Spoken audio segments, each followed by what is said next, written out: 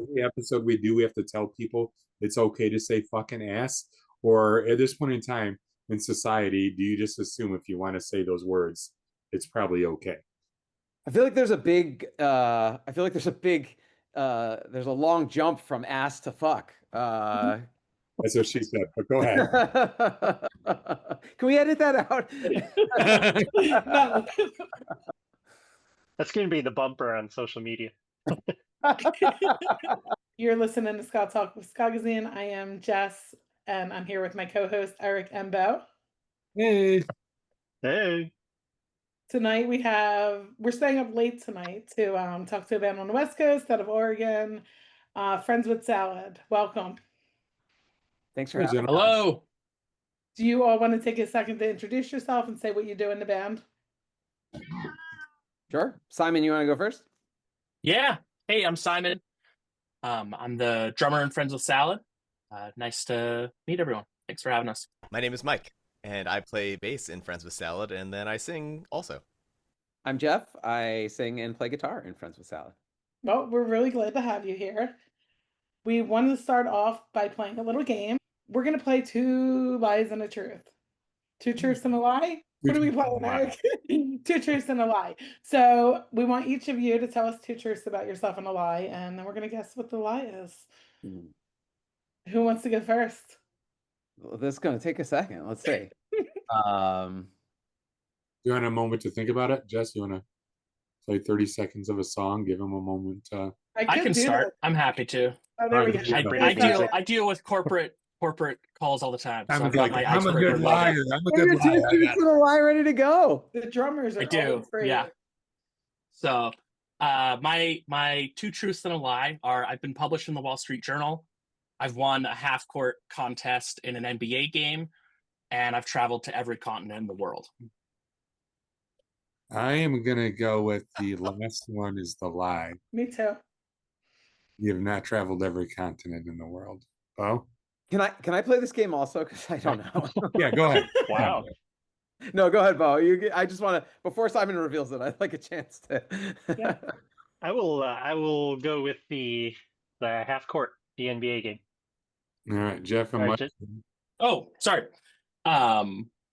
Do you guys go, or do you want me to respond with my? Was Jess going to guess? Oh, I guess the same as Eric, to every continent in the world thing. I'm going to go Wall Street Journal. The continent is the lie. Nice. I've traveled a lot of places. Had some photos published in the Wall Street Journal as part of an article a couple years back, and on my birthday of all places, I got picked to play one of those competition games against somebody, and won it during a timeout at an NBA game. So a lot of fun. So did you? How is that what you're saying? Or that you said it was a half court shot or no? No, it was like the two people playing like pop a shot style game at like during a timeout. Yeah, one of those on court contests. Oh, nice. Yeah, I won some lottery tickets, which then turned out to not have been sold through the system. So I had to go. It was a whole hassle. I had to contact the lottery because they weren't actually purchased tickets. It was weird. Did you win anything? Scratch it money. And a jersey, which I still wear. So that was nice. Right. Who's going next? Are you ready, Mike? Okay, so let's see. Two truths? Yes, not two lies. That would be ridiculous. So let's see. The first is I used to be the CEO of a 12-person marketing company. Number two, I've never been arrested. Number three, I went to college for classical music composition. You've never been arrested. I think I know this I'm one. going to go with the classical music.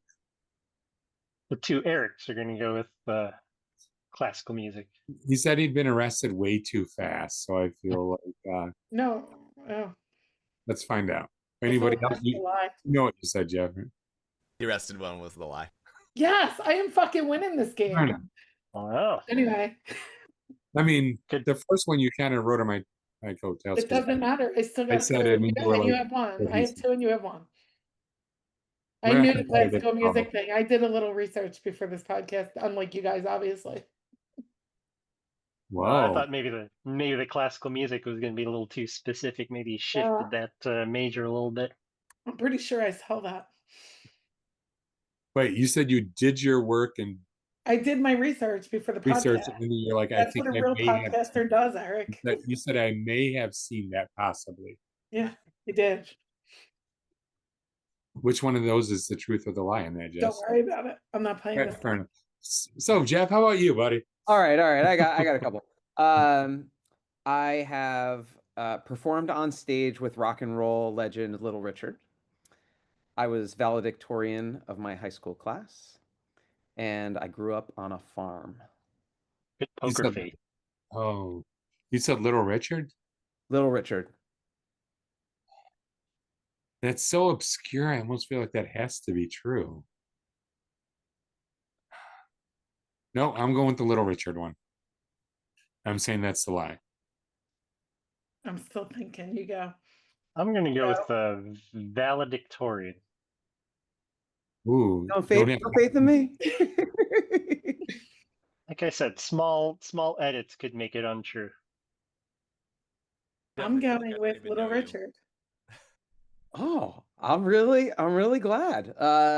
It was grew up on a farm was the lie. Fuck, I was gonna say that Oh. too. Damn it, because I was thinking like, how many farms are near Newark, New Jersey? I don't know. New Jersey has a lot of farms. We're the Garden State. I don't know. after all. Oh, that's true. The Little Richard thing was the small detail that is that makes or breaks it, which is I was a little kid in the like near the front, and they pulled me and this other little kid up on stage, and they performed the Itsy Itsy Spider, and they had us do the thing with your hands, except the little girl knew exactly what to do. I still don't know what it is. It's like this. But I was just doing like this because I was like, okay, that looks like a spider. So I just had my I was very embarrassed actually, but that was a performance though. Yeah, that's great. That's fair, right? Yeah, very fair. All right, game over. I think we're tied, Eric. No, I won. I think I won. I think really Jeff won. Because Isn't that how it Little works? Like, Richard, yeah. I mean, in the rules of the game, although I haven't Googled them, Because the nobody more guessed you the get some- lie. it's about fooling somebody, not about guessing. True. Okay, Jeff wins. Good job. Thanks. So what? I mean, and we could do another round of this if you really want to. But where are you guys originally from? You guys are all in Portland right now, correct? Yeah. For this stuff, do we want to just go in the same order? We'll start with Simon, Mike, and I'll go last. Sure. That sounds good. I'm easy. I'm from Portland. I'm still here. I lived in Vancouver, BC for a couple years during uni, but otherwise towny. So this is my home. I immigrated to Portland in the middle of the 2008 recession and came from Los Angeles, and I couldn't wait to get out of there, and I threw a dart at a map with my fiance, and we were like, let's go to Portland. But yeah, I was originally from California. I'm kind of curious. So tell me more about the dart story, real quick. I know I'm going to sidetrack us here. I think Eric wants to do this. No, I started dating a girl who I later married and still am with, but we were together in Los Angeles and just didn't feel the vibe there was for anything close to what we wanted. And also, like, one day it would be great to like own a home, which like that's not a thing you do in Los Angeles as like a 20-something-year-old. And people had just started hearing about this place called Portland, and so we were like, you know what, let's check that out. And so we just took our 2 months of savings and just drove and landed here, and it really worked out. That is awesome. What about you, Jeff? I'm from Jersey originally, and I lived in LA as well for a while. Then I came up to Portland for a year, back to Jersey, and now I'm back in Portland. Yeah. Do you guys have? Now we know, spoiler, because Mike told us. Do you guys have families? What do you do in Portland? I've got a wife and a kid who live same house as I'm in right now. Okay. And I have a sister who lives in Portland, and my mom also lives in Portland. She suburbs. But to anyone who's not on this call, it's Portland. And then the rest of my family, all like my immediate or extended family, they all live in Australia. So I don't really have many relatives here. They're all 16 hours flight away. Yeah, and I got my little family up here in Portland, but I got extended family in Calgary and Los Angeles. But yeah, we're just setting up shop here in Portland. Nice. I have a roommate and a dog, and family is mostly back in Jersey. But What kind of What are dog? their names? Do they have two names or do they have one name? 'Cause I The love- dog and the roommate have the same name? yeah. That's interesting. Who came first? Put on the spot there. The roommate we've been friends, and actually we were friends and roommates a long time ago, and then we weren't roommates anymore, and then came the dog, and now roommates again. I So love it. what's the name? Will. Well, okay. That's Will awesome. there's Will the person and Will the dog. I love that. Does that get confusing when you call for when you call the name Will at home now? We've got it pretty down. There's a tone, you know. That's actually It's a very it's good- well and human well, right? How do you talk to the dog and how do you talk to the roommate? Yeah, but when I talk about it with other people, it's Will the dog and Will the person. Yeah. And often people don't, one will come up in a conversation with a stranger and I just do it automatically without thinking, and then they give me funny looks when I refer to Oh, the human. when I say Will the person, and they're like, yeah, is this like a performer or like a stage name? Yeah, I don't know. I am lucky to have some high school friends in the Portland area, which is nice. So that feels like family. How long And, have you been there? I've been here this most recent stint 4 years. 4 years like now. When back in your youngin' days when you guys first got into music, do you remember the first album or first artist that really got you into music as much as like it was something that was part of you now that you're passionate about? I can go first because it's an easy one for me. It's the Beatles. I was raised on the Beatles. Whether I liked it or not, I was going to everything I think about music is rooted in the Beatles, and I do like it. I'm glad that it happened, but I didn't have a choice in the matter. It was all my dad, and yeah, and I still love the Beatles. They're my all-time favorite band for sure. And we cover the Beatles sometimes. Nice. My earliest music memories are all classical piano. My mom's a really nice pianist, and we had a series of pianos growing up, and so her playing a lot of like Chopin etudes, like those are like the things I remember like running around listening to when I was really young, and that got me loving like classical music and played classical percussion and other stuff a lot. So that would be kind of like my earliest music roots. I didn't know that, Simon. That's really cool. Yeah, so I had a weird childhood, I guess, where like music was always around, but like I didn't connect to music for like a lot of my childhood. Like I was 12 years old and I was like, oh, music, it's like that thing that's in the background sometimes. And I don't know what the impetus was. I think it was my mom brought home one of those catalogs. It was like Columbia or something, where like you get 10 CDs for a penny each if you like sign up for some subscription. So my mom was like, hey Michael, like look at the CD. Or look at this catalog. And I picked 10 random CDs and it was like, the Goo Goo Dolls, and I actually got No Doubt Tragic Kingdom. That was one of the first CDs I got, but two of the winners out of this, literally just like pictures, like this one looks cool, this one looks cool. I got Smash by The Offspring, and I got Dude Ranch from Blink-182. And just that, not that those are like my all-time favorite bands, but that just blew the lid off of this like thing where I was like, oh my god, like music is cool. So that became this whole thing, and of course, like then I got really into Blink 182, and I read an interview with Tom DeLonge, and he was like, "I love this band called Propagandhi," and I was like, "Huh, let me look at Propagandhi," and then that like got me into veganism and hardcore and like thrash, and it was just all like this crazy chain reaction from there. But it was a long time coming. It took a bit to get some momentum. Do you remember, Mike? I'm curious if did you choose them based on the picture, or did the name have something to do with it too? I'm sure I don't know. I mean, I guess I've always been a pretty visual person, but I can't imagine like I had the name give me like that much. It didn't have that much influence on me. I'm sure it was more of the imagery.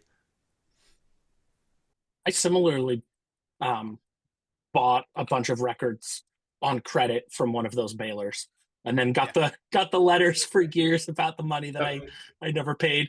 And it's funny you say No Doubt, because Tragic Kingdom was one of them that I remember, and that Matchbox 20 album, like was it Someone Like You, that first one. Everyone got so that. one that I still really love, and one that like I have a certain fondness for, but it's not my favorite anymore. I got that Matchbox 20 album through that too. Yeah, but not No Doubt. I didn't get No Doubt through that. I can't remember the other ones. Matchbox 20 is the main one. Oh, Natalie Imbruglia too, actually. Oh, that's a good one. Yeah.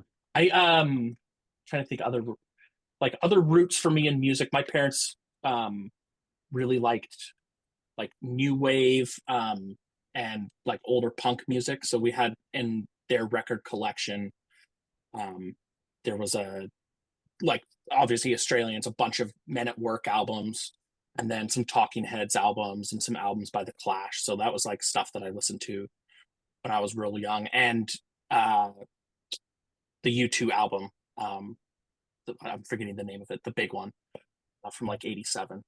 Was it Joshua Tree? Joshua Tree, yeah, thank you. Listened to a lot of that, like that one. And then Cats. So all over. I was trying to remember desperately the albums that I got when I did the like 10 for a penny thing, but I cannot to save my life. But I think it involved a lot of heavy metal back in my day. So I think it was David Lee Roth, Van Halen, Mötley Crüe for some reason. And then I think you don't cancel, and I think I ended up with like Whitney Houston or something, because they send you the monthly ones for like 2 months of you not paying. But so when you guys got to the age that you were like going to shows, what were the bands that you first went to start seeing? The first show that I ever went to, where it was like parents dropped me off at a show, was Deep Purple, Thin Lizzy, and Joe Satriani. That was in 7th grade, and we like begged parents to buy some tickets, and they dropped us off at the Ridgefield Amphitheater just north of here. Super fun show. And then like high school age, when I started going to shows, like driving to downtown venues, I'd gotten pretty into ska music then with a bunch of friends from the jazz groups. And so I'm curious. I don't know exactly. Since you're from Oregon, I don't know how far you are from Eugene, but did you know the Ready Men? No. Not familiar, no. They were a great 90s ska punk band that just didn't last very long, and they were so underappreciated. I love them so much. What was the name? The Ready Men. I don't know that. Check them out. I mean, they're not around anymore. They haven't been around in 25 years, but their album is still very relevant and amazing. Their albums. Yeah, no. Yeah. I'll have to check it. Yeah, I'll have to. No, I don't know. Trying to think. So I'd go to like any sort of local venues that were all ages, and you could get cheap shows. So like back then, Oregon has pretty restrictive laws about like venues being 21 plus. So it was a bunch of the fun ones. And then like the bigger shows. So like, is that still the case? Are there mostly 21 plus venues? There's a lot of momentum right now of like all ages venues that are opening up that are specifically like catering to that type of scene, and if they do serve any kind of at the bar, it's like sectioned off pretty heavily because of the way the live music laws work around that kind of stuff. But some of the venues that were really great when I was a kid ended up shutting down over the years, as it does. Mike, what was the LA scene like? Whew, yeah, my involvement in the LA scene didn't start until very late, as it kind of echoes my music journey just overall. But like, yeah, like I feel like everyone I know, including my wife, just has like really cool music stories of like, oh yeah, my first concert was Nine Inch Nails and stuff, and I'm like, I didn't go to a concert like voluntarily until I was 16. But I went to concerts, but like none of them were like I feel like I wasn't an active participant in music, which was really weird until until really high school, and I started this like just terrible punk band in a garage as you do in high school, and I can remember distinctly. I can't say if this is like definitively the first concert, but like there were four of us, two guitar players, bass player, and a drummer. Everybody except the drummer wanted to go to see Newfound Glory, and opening was a band no one had ever heard of called Sum 41. And so we saw that show, and it was just like it blew our minds. We were just like, oh my god, like that's like was such a cool experience, and like the stage presence and like everything was awesome. Um, and then I still feel bad about this, but we came back to school like the next day and we like kicked the drummer out of the band because we're like, you're you were not part of this. We need to find people who are like on our level. He didn't like punk rock music. He was like, I just want to play Sublime covers. So that was like a pivotal moment of like being almost too into punk rock for a little bit. Of course, I'm sure someone takes issue with me saying like Newfound Glory launched me into punk rock. But anyway, it was the catalyst nonetheless. So that was my first big concert I remember. Oh man, and Catalyst is one of their albums, Mike. If you're a true Newfound Glory fan, Okay, you know my that. It was a wife good. Zoe cannot stand Newfound Glory, but I'm like, if they ever are back here, Jeff and Simon and I are buying tickets. Like it's just gonna happen. So let's just make sure that we have babysitters. They I, I just saw played, Newfound like, Glory maybe 8, 10 years ago at the Hawthorne. Actually, the fun show. I had tickets to see them this summer, and then the show got canceled. The venue's electricity went out, so we're all there waiting and waiting, and eventually they canceled. Wow. didn't they just play Epcot in Disney World? I think they did. What about you, Jeff? I'm forgetting the order now, but the first unsupervised concert that I went to was a I went to a lot of shows growing up. My dad took me to see Little Richard. I was on stage with Little Richard. I saw Ringo a bunch of times. So I was going to lots of concerts growing up. The first unsupervised one was No Doubt, actually headlining. It was just my friends and I. No Doubt headlined, and Lit opened, and before them, when everyone was still making their way to their seats, was Black Eyed Peas. Really? And Awesome. apparently in the parking lot, Mest was playing, but I didn't see them at the time, and I didn't know who they were, but I became a fan later. Um, and the first like actual punk rock show that I went to was or ska show was the same thing. But my dad took me. My parents were afraid of sending me to the punk rock clubs, and so they wanted my dad to like see it firsthand and make sure it was cool.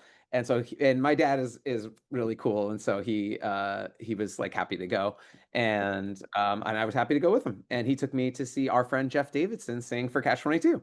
Awesome. Um, and that show just like I had been to many concerts before, but I had never seen anything like that. And I remember walking in, and the band that was opening was called Odd Man Out, which was a New Jersey ska punk band back in the day, back in the like early 2000s, or this might have been 2000.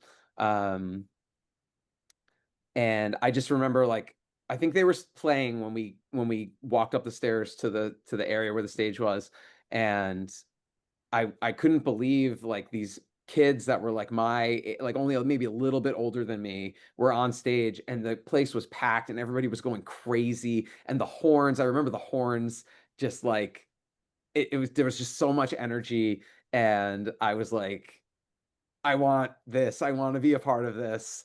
Uh, yeah, it was very, very exciting. What type of venue was that? Were you like part of the Firehouse days in Jersey, or? I saw one epic show at a firehouse. Unfortunately, I got into the scene a little after the firehouse stuff was happening. Or it was like winding down a little bit more. But I did see one show at a firehouse, which was crazy to think about. Headlining, who I didn't even care about at the time, but I'm a huge, huge fan now. Or became a huge, huge fan. Was Saves the Day playing acoustic, which was like rare, like full band acoustic, which was really rare at the time. This was again like 2001 maybe. And I stayed for it, but I was like not paying attention, and I regret that so much. Um, Also, I was there for Catch 22 with Jeff, Midtown. Um, and opening was, oh, Hot Rod Circuit was on that bill, and the first band was The Movie Life, who I became a Oh, huge fan. yeah. They were still very new at the time. So Derby Punks just had their 25th year reunion from the Derby Firehouse at a brewery local to me and outside of Philly, because they couldn't have it at the Firehouse, and it was so cool. They had like a bunch of the old Jersey bands there, and it was a great time. Nice, yeah, Catch 22 headline that day. nice. Yeah, there's a lot of people who still really like. There's Facebook groups and people really care about that stuff still, and it's nice to see the bands doing reunion shows. And I went to one when I was living in New Jersey most recently. Saw Lane Meyer. Oh Punk yeah, Rock. they played. Oh, they played that show too. Wait, did they play that show? Wait, maybe they didn't. Maybe they wanted them to play that show and they didn't. No, they did not. But Simple Oh, Mischief did, and Boxcar, and I forget who else. There's like a whole list of them. There were like 10 bands. I've only seen Lane Meyer twice in my life, and once I was 16, and the second time I was like 36. So it was Yeah, it they was pretty didn't cool. play. They tried to get them to play and they didn't. I had to check to get the dates right, but I looked at my my first ska shows. It turns out I thought they were 05 and 06, but they were both in 06. And it was Aquabats with Streetlight opening in May, and then November that year it was Real Big Fish, and then opening for them was Less Than Jake, Mm. and Streetlight opened, and then Against All Authority was the first band. And for Yeah. that one, me and a couple of my buddies who were really into ska sprung for the like meet and greet package, which we thought would be like really exciting, but it meant that we showed up to the venue like hours early and got to, shake hands with some people, and they signed a t-shirt, which I then wore like multiple days a week for years. And then we just like stood around for 2 hours until the doors opened. So we got to stand right up front of the show, but it was just like standing in an empty venue for hours is like part of what I remember, being so tired at the end of it, because you're just burned out from there being nothing happening for so long. But really great shows. That one was like seared in my memory of just being like an excellent, excellent time. That's awesome. How would you describe the differences between the different scenes you've been a part of and where you are now? I know this one's not for you, Simon. You've been there forever. Oh, Yeah, well, I mean, I for went to sure. a lot of shows when I was a kid around here, and then I was like focused a lot on classical music and like jazz, or playing drums for musicals and stuff when I was at university up in school. And when I came back, I wasn't going to live music as often, outside of like going to like EDM shows in my young 20s. I got really into going to dance music and um, different like drum and bass club type of stuff. So I mean, that was a lot of fun. There used to be a lot of that in Portland, and this is definitely like the most. This is the place where there's been the most community. I think in the music scene when I was like a teen and young 20s and going to punk and ska shows, there was a lot, but it was harder to find because you're kind of all disconnected. And now there's just like people who I really love chatting with and getting to know. I mean, I just think about like talking to John just the other night, just like connecting on that human level deeper than going to see people play music. It's really great. John from the Collaborators. Yeah, just like talking about early childhood education stuff and like the passions he has outside of music. It's weird how like that stuff makes the music more special, like getting to know the people on a deep level. Yeah. Yeah.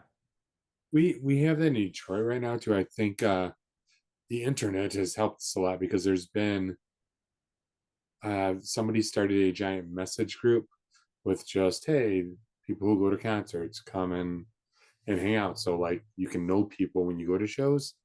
And I think that gained a lot of connection with people because there's been tons of people like you've had these conversations with and you get to meet them at shows and be like, oh shit, you're the one who did this or that or the other thing.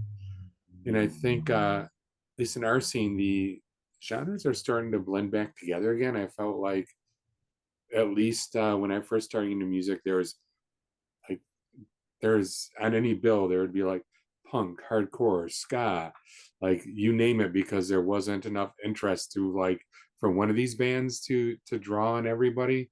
You would have all these genres on one ticket, and then it's slowly separated. Like this here, the hardcore kids went there, and at least in our area, that's starting to mesh back again, which is kind of cool to see. Nice. Yeah. There were a lot of eclectic bills when I was growing up and in Jersey, and I feel like, yeah, I feel like we have it here too now. I feel like we have pretty eclectic bills. Um, it's nice when there's like a thread at least to follow, and it feels intentional, you know. And I think that it did back then, and I think the good ones that we have now feel that way too. I to speak of like different scenes, growing up in New Jersey, there was a really strong scene. I was a little late getting into it, but it was still going when I was going to shows with my friends. But we just kept to ourselves. I had a lot of friends that would go. We would, I had a small group of friends that would go to shows together, and we just kind of kept to ourselves. But it seemed like everybody else knew each other, and they would all go out to diners after. I've read about this on message boards and heard about it later, and I'm now friends with someone who was very involved in that crowd. Um, but I never felt like I was a part of it. And maybe I could have been, but I was a little shy, and I had gotten into everything a little late. And then things did start to shift once I started playing in bands. Um, I started playing in bands even after that, and I was in a band in New Jersey called the Love Life Fiasco that that was like the MySpace era of music, and we were just playing in the summers mostly, or on school breaks, college breaks, um, and the scene felt a lot different at that time than it did when I was growing up, and which was only a few years prior, and yeah, it felt a little less, even though MySpace was really helpful for a lot of things, and certainly helped us make connections and promote our music in ways we never would have been able to before. It also felt a little less personal and a little more superficial, maybe. And yeah, I don't feel like we didn't feel like we were a part of anything really, other than just this online community. Um, and then when I lived in LA, I was playing in bands, and LA is tough because it's just so massive and spread out. Um, so I had made musical friends there, but never felt like I was part of any particular community or scene. I guess I could have. I did go to Chris Murray's Blue Beat Lounge a lot, and my band played at that, which was a dream come true. And they were all really nice to us there for sure. But maybe I don't know. Maybe I was more shy too, and just I didn't talk to as many people. I don't know. I don't know what the difference was there. Because that was definitely a cool little community in a giant sea of music. Um, and yeah, and then coming to Portland, I've never, in 20 years of playing in bands, I've never experienced what we have here. And part of it might be what Portland has to offer, and maybe I've changed and I've grown personally, and that's why I feel like I've gotten to make these stronger connections. But yeah, it's amazing here in Portland. It's I never thought that I knew this existed, like from even like teenhood in New Jersey, and I never felt like I was a part of it until now. And Portland is just the right size, I think, where it's not too big, but there's so many bands, so much talent, so many nice people, and yeah, and we just have tons of music friends and bands. I was thinking back to our first show today, just thinking about the band for this. And when we were trying to find someone to play, I was like, we didn't know anybody. It's so weird to think about. Like I was reaching out to strangers asking if they would play, and now we just have so many friends, so many bands that we're friends with, and it's magical. It's really wonderful here. Okay, it looks like you play a lot of shows. Yeah. Yeah. Is there, not knowing much about Oregon, is there a lot of ska in Portland, or is it more uh are you mixing up with other bands to make shows? There's Most, oh yeah, you go ahead, Simon. there's a few really great ska bands in town, and we play with them maybe about half our shows, and then I think the other half are kind of mixed bills with people in punk or punk adjacent type of music.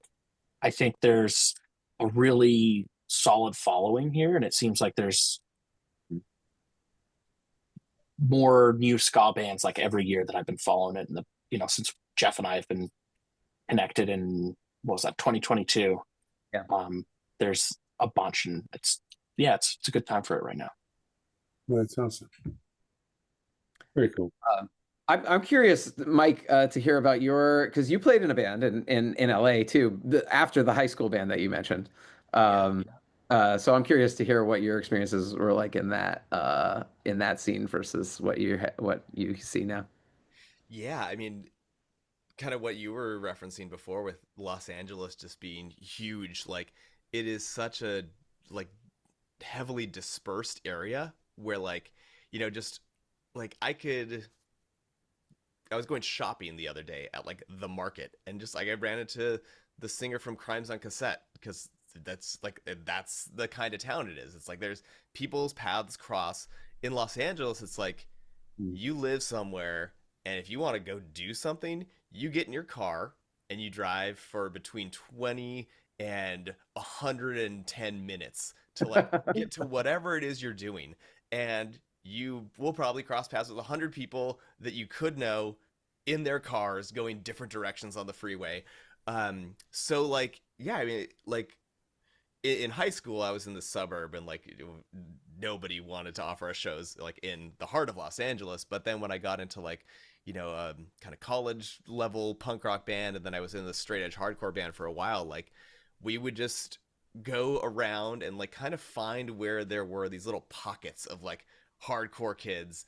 So we'd like drive all the way out to Riverside and like play a show there, and would like have a great time, and then leave Riverside and like never see those people until we had a show again in like 9 months. And we do the same in like Santa Monica, and we do the same in like Goleta and Santa Barbara.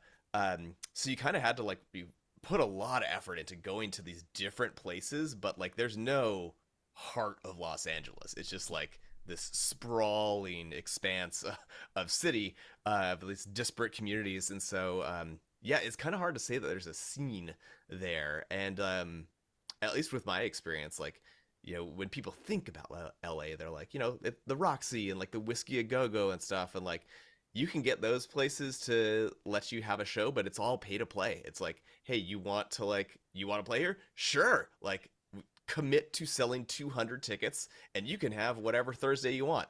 So like, we did that like 1 or 2 times, but that was like it wasn't like, ooh, cool, the scene like hooked up this like really cool opportunity and we all came together and like made this fun night happen. It was like there's a business transaction here. So yeah, my experience was definitely not anything like what it has been in Portland. And like, when I honestly, like, I moved up here in 2008, and actually I have this guitar head over here. I used to play guitar in all my punk rock bands. And I didn't bring that up here for 15 years. It was at my dad's house collecting dust, because I was like, I'm moving to Portland. I'm probably never going to play music again. And I was like, okay, cool. I did that. Like, that's that's a part of my history. I'm going to have this new life in Portland. And like, I don't know, what do I need the guitar amp for? So I had this giant break in my musical experience where like I went to a couple like pop punk shows in Portland, like here and there, and like I'd see touring bands when they came through, but I was not part of the scene at all. So I had this like basically a break between like early MySpace, scene days, to like suddenly like, oh my god, this guy named Jeff wants me to jam with his buddy Simon, and we're gonna start a band. And now there's Instagram and there's Facebook and there's like this community in the city I've never really had live music experience in, and it's night and day different. It's really cool, and so it's definitely hard to say like what's is the difference, the current era that we're in, the people we all are, is it the city, the geography? I think it's all of the above. And Mike, you just talked about meeting Jeff and Simon, so I'm gonna dig further into what is the origin story of Friends with Salad, and how did you end up with that name? Is that a Simpsons reference? There's two groups of people. And thankfully, there's probably some people who think it's a stupid name, but we haven't heard from them. There's two groups of people. There's people who like the name because they get the reference, and there's people who like the name because they just like how it sounds. I was wearing a Friends with Salad shirt at a volunteer shift, and someone was like, Friends with Salad, that's a cool shirt. And I was like, oh, it's my band. And they're like, you're in a band? They didn't know it was a band. They didn't know what it was, but they just thought it was a fun phrase. And they didn't know the Simpsons reference either. So yeah, so it is a Simpsons reference. Do you guys want to talk about the name? Should we talk about the name or how we met each other first? Yeah, talk about how you met each other. Yeah, what was Friends with Salad's origin story? Simon, do you start? Pardon? Do you want to start? Because it was me and Simon first. Yeah. Yeah, sure. I was out grocery shopping. It was for lettuce.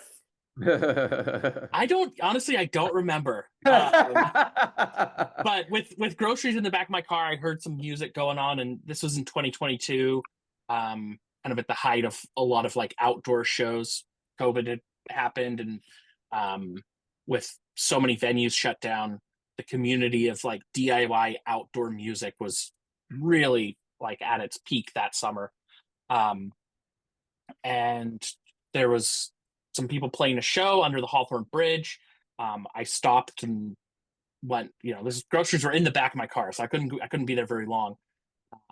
And then after someone's set had finished, I was looking around, and Jeff was the only person in their 30s, so I went over and was chatting.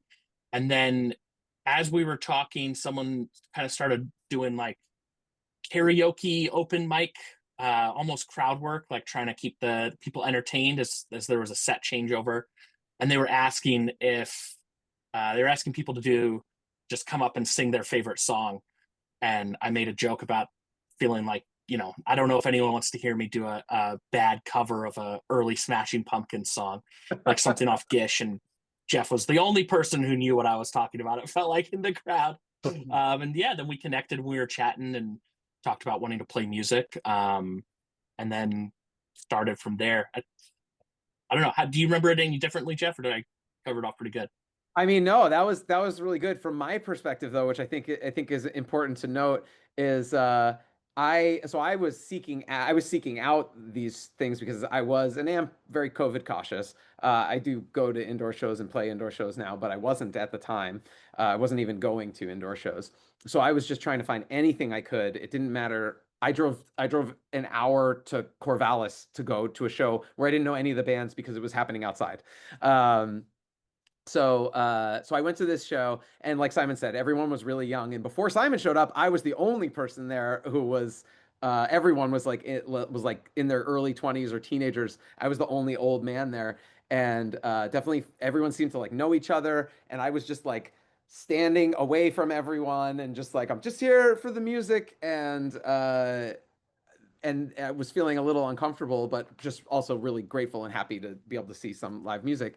And then, yeah, to my delight, I turned to my side, and Simon was standing there, and And then when we started chatting, I wanted to be in a band so bad. And I had this thought when I moved here that, oh, there's a Facebook group for Portland Ska. I'll just post in the group and like, I'm looking for bandmates and they'll come and we'll have a band and it'll be really easy. And I did that and nothing happened. Or I shouldn't say nothing happened. A couple people responded, but just nothing came of it. And then I was like, well, what do I do now? And I didn't know how I was gonna find bandmates. And here is Simon, and I ask him if he plays an instrument, and he says the drums. And I tried to play it cool because to find a drummer in the wild like that is unheard of. Guitar players, yes, everybody plays guitar, but so I was like, oh, you play the drums, but inside I was like, ah, thank you. And thankfully Simon was interested in getting together, and so yeah, we started jamming together. So that was my perspective of our interaction. I felt like I won the lottery. Awesome. And how did Mike come into play here?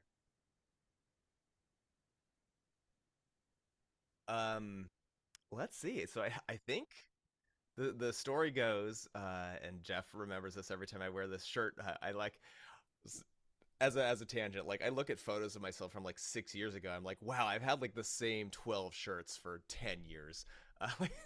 I do not have diversity in my wardrobe. This one is remarkably new. But I met Jeff by chance at a backyard, I think, a Halloween pumpkin carving party. I think that was the one. Might have been, or no, I think it was because it was fall. It It was was. fall, yeah. I'm pretty sure it was an outdoor pumpkin carving party, probably 2022. After you had been talking with Simon for a little bit, and I was wearing a Propaganda shirt, and Jeff was like, "I like that band." And then and then also there was somebody named Jeremy who was at the party, and like embarrassingly for like a year, I thought you and Jeremy were really good friends. And I was like, oh yeah, like Jeff and Jeremy, like they go together, but apparently they didn't really know each other. So We had met but maybe once. Yeah. yeah, but Jeff was really sociable and great to talk to. And he ended up kind of like we crossed paths a couple more times, and then we hosted a holiday party around Christmas time at my house, and Jeff came. We were like, hey, like we met you, like come on by. I was invited. You were invited. You were invited. The way you were telling it kind of sounded like I just showed up. No, well, we are on the record here, so I will divulge that more likely than not, Zoe was probably like, "You need a friend. We're inviting that Jeff guy." So Jeff came, and yeah, I think we after a couple hours of the party, we just started talking about music, and he was like, "Hey, I would love to do a ska band one day." And I was like, "Oh, ska, I like that music. That I remember ska." And I do not remember how the conversation went, but it ended up being something along the lines of, "I'm playing with this guy Simon. It's been pretty fun. Would you want to come jam with us and play guitar?" Because that was like the basis was I was a guitar player. And I kind of thought about it, and I was like, this guy's kind of cool. I want to maybe let's be friends. But I didn't want to play guitar. I was like, you know what? The last thing I want to do is play guitar in a punk band again. And I was like, well, ska, yeah, it's different. But like, you know what I've always wanted to do? I wanted to play bass in a ska band. Like that would be really cool. Did I know how to play bass? No. Did I own a bass? No. But I said, so Jeff, like, what if I played bass? Like, would that be okay for me to try? And Jeff was very gracious and was like, yeah, sure, that sounds good. And so I can't remember if I was like trying to play it cool or keep my cards close to my chest or not. But yeah, a week later, I went to Guitar Center and bought the most interesting bass that I found there. And I was like, okay, I got to learn how to play this because I told Jeff I was going to come to Simon's house in 2 weeks. And he sent me a bunch of songs to listen to. So I got a bass and I learned how to play it. And the rest is history, because through that I was kind of discovered like I think bass is my instrument. Like I really relate to the bass guitar. Like that's the one that excites me more than any kind of music ever has. And I'm really glad that the stars aligned to make that possible, because I would not have ended up doing that on my own. It's so funny to think back to that because in the 5 month period between when Jeff and I started jamming and when Mike joined, we had talked so much about finding a bass player. And I remember, Jeff, you saying that you had this friend, you'd kind of just gotten to know him, and that they were like, hey, maybe I could play bass. Like they've always played guitar, but they were like, maybe. And I'd asked people I knew who played bass if they wanted to join, and was just coming up short. And we were like really eager to find someone to play bass, just to like fill out the sound and like get to the point where we'd be able to go and play some shows.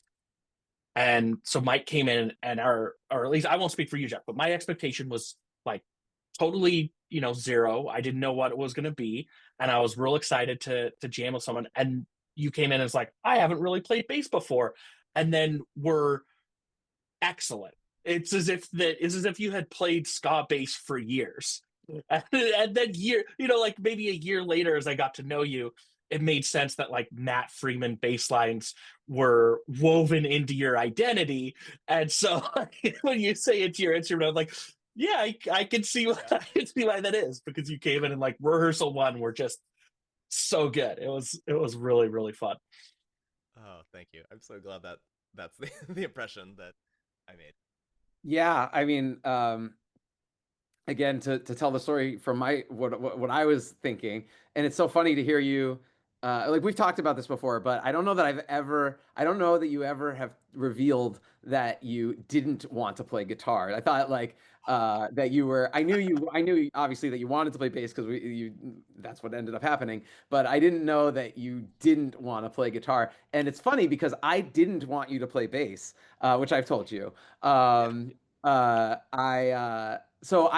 the story from my perspective is I had been stalking Mike on Instagram after I met him and saw the Propagandhi shirt, and I was like, and I think maybe you probably mentioned you played an instrument, and then I was like, let's see what's going on with this, and I saw his Instagram profile had like him playing classical guitar, and he was like so good, and I decided in my mind for him, I was like, he doesn't want to play my silly punk songs. And you just confirmed that I was right. You didn't want to play my silly punk songs on guitar. But eventually I was hemming and hawing, and Simon and I weren't able to find anyone else. And so finally I was like, well, all right, if we can't find a bass player, at least I can not make this decision for Mike. He can make the decision if he wants to play with us or not. And I will just ask him, and whatever happens is okay. And so I got up the nerve at the Christmas party to ask Mike if he would play lead guitar, and he said he was interested. At the same time, and I didn't even know that Mike was going to be interested in bass, but I knew that a guitar player might be interested in bass as we were searching for a bass player, and I did not want that. I did not want someone who was just like, I could try bass, I could figure bass out. I wanted like a bass player who understands bass and was excited about it. We have a song called "I Want a Band," and one of the lyrics in the song is if you're proficient at an instrument, let's start making plans. And a buddy of mine who taught me how to play guitar and who was in my first band and who just roasts me relentlessly, has roasted me relentlessly my entire life. When he heard that song, he was like, "Do you consider yourself proficient at your instrument?" And I was like, "Hey, no, but it doesn't mean I can't want that from the people that I play with." And I wanted a really good bass player. I wanted someone on bass who was better at bass than I am at anything. And so when Mike said, so I told Mike, we're still looking for a bass player. I just said this in passing. I wasn't trying to hint at anything. And Mike was like, "Oh, I could try bass." And in my brain, I was opposite of when I met Simon. I was like, no. But I thought Mike was cool, and also we had nothing, and so I was like, okay, that sounds good. I was like, well, let's just see what happens. And then now I know Mike went to Guitar Center, bought the bass, and like a week or two later, he sent me a video, and he was like, "Hey, here's a little something I just started working on for one of your songs," and it was so good. It was so beautiful. There's a bass for Crayon, which is on our EP, and I was like, then I had the reaction that I had when I met Simon. I was like, "Oh my God, I did win the lottery here." So so yeah, I felt very fortunate. And I think about this a lot. If someone were to move to Portland and say, "Hey, I want to start a band," like, what do you what do you recommend? How do I do that? I'm like, all right, well, you just have to be at the right place at the right time, and get lucky that a drummer just happens to be standing next to you and is really nice. And so if you can do that, you just have to exist out in the world, and a drummer will magically appear next to you. That's step one. And then step two is you have to find a bass player who doesn't know he's a bass player yet. Because if he does, he's already in a band and he doesn't want to play with you. But if you can find one who doesn't know that he's a bass player yet, and it won't take any time for him to become one, he just is one, he just doesn't know. That's how you find your bass player, and then you have a band. That's all it takes. That's all you got to do. That's so great. And I totally get it, Jeff, because like coming up in the scene that I came up in, it was like, there were 3 guitar players and a drummer, and like the worst guitar player got demoted to bass. It's like you get the short, you draw the short stick, and it's like, okay, you're the bass player now. So like, I totally get it. That was just how it was. But yeah, it's been fun. It's a pretty awesome story. I'm glad I asked that. But how does the Simpsons play into all this? You guys want to?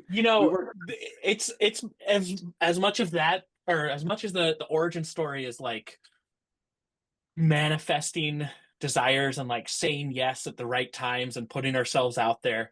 I feel like the band name story is like the total other end, in that we compiled maybe 200 names and we just went through rounds of stiff competition of like which are the best 50, and we'd like compare our lists, and anything that was on multiple lists would move up the ranks until I think there was maybe 3 or 4 options.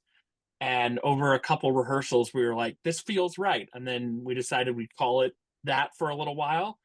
And I think after maybe 2 more weeks we were like, yeah, that's right. And we went and found all the socials and websites and everything else that was needed, and it stuck. And now I'm really glad that it did, because I love the name.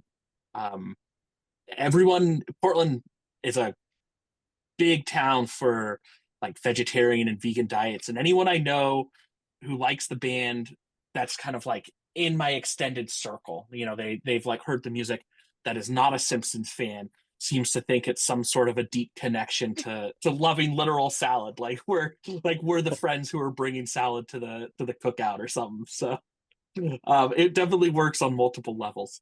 Nice. I love One of the it. things that we were wrestling with this name was, we all liked the reference, and we liked the connotation as well. Mike is vegan, and I lean heavily vegetarian. Yeah, so we liked everything about the name, except we were like, it doesn't sound like a band. It doesn't sound like a band name. So that was going to be the reason that we didn't pick it. But we picked it in spite of that, and I'm also really glad that we picked it, because I like that it doesn't sound like a band name, that we have made it a band name. What were some of the runner-ups? Do you remember? I remember. One of the runner-ups was Friends Kiss, which Jeff was very passionate I was about. going to actually ask, like, will you use those runner-ups for like a song or an album name? So that's I cool. really wanted the band to be called Friends Kiss, and when the guys shot it down, I was like, well, I'm getting a song out of this. A song and an EP? So did the song not exist until after you came up with the idea? It was a band name first. Actually, first it was an idea that I had a really long time ago. I took a small business class in my 20s, and I didn't know what I wanted to like open a music venue, but I didn't really have a solid idea, and I just knew I wanted to like start a business. And so like I just had this idea one day, and I was like, oh, what if it was like a fast casual salad restaurant, like Chipotle, but just salad. And it was called Friends with Salad. Like that would be a great restaurant. And when we were doing research for the band name, it exists in Canada. There is a Friends with Salad restaurant. So that was the first thing that I had it for. And then it became clear, 20 years had gone by, and I was like, well, I didn't use it for a restaurant. Maybe it could be a band. So I tossed it out as a suggestion, and it made it onto the list. And so, yeah, but it was, Oh, but you asked Friends Kiss. Yeah, was good. Friends Kiss was a band name suggestion before it was ever a song. Yes. I'm trying real hard not to get in that song right away because I know it's I coming. know, right? Well, I will. We can skip if you want. Can we jump for a minute? I'm going to take a Yeah. breath. But it's because that intrigued me so much because Friends Kiss seems like such a personal story. So to hear that, like, it was like, ooh, thrown out as a band name, and then you came up with a song for it, seems opposite of, like, I guess it would be in my head. So just kind of curious about the song and lyrically, did you had the name and then back into the lyrics, or how did that work for you? Oh, interesting. Thanks for asking that question. Thanks for asking all of these questions. We really appreciate that you guys care. It really means a lot. So the reason that I came up with the band name idea from a personal experience. You're right. So the band name idea came from a personal experience, and then I was like, and then that was where I drew the material for the song. Yeah. So yeah, it probably worked. Maybe I don't know if I may have written the song anyway. I do like writing like theme songs for bands I'm in, and we don't have one yet, but hopefully we will at some point. But that probably would have ended up being the theme song for the band, I guess, our self-titled, our self-named song. Yeah, but it was yeah. Say would have been like, unless if you want to get more into the song, but it would have been a sad like theme song in a way, I think, or no? Yeah, I guess so. I guess so. I think about like yeah, like I've had songs that were like self-referential theme songs, but then I think of like Pennywise. Their song Pennywise is like about the clown. So you can go a different direction. And so yeah, we could have a sad story. I'm glad that you recognize that it is a sad story, because I wonder sometimes if people think it's a sweet song. So that's nice. Yeah. So Jess and I know I'm jumping. We talked about this a lot today. We've had a lot of conversation about this EP and trying to figure where, like, the songs are so poppy, but if you get into the songs, they're not as happy lyrically for the most case. I said almost kind of has a, I don't want to say emo ska, but kind of closer to emo ska kind of.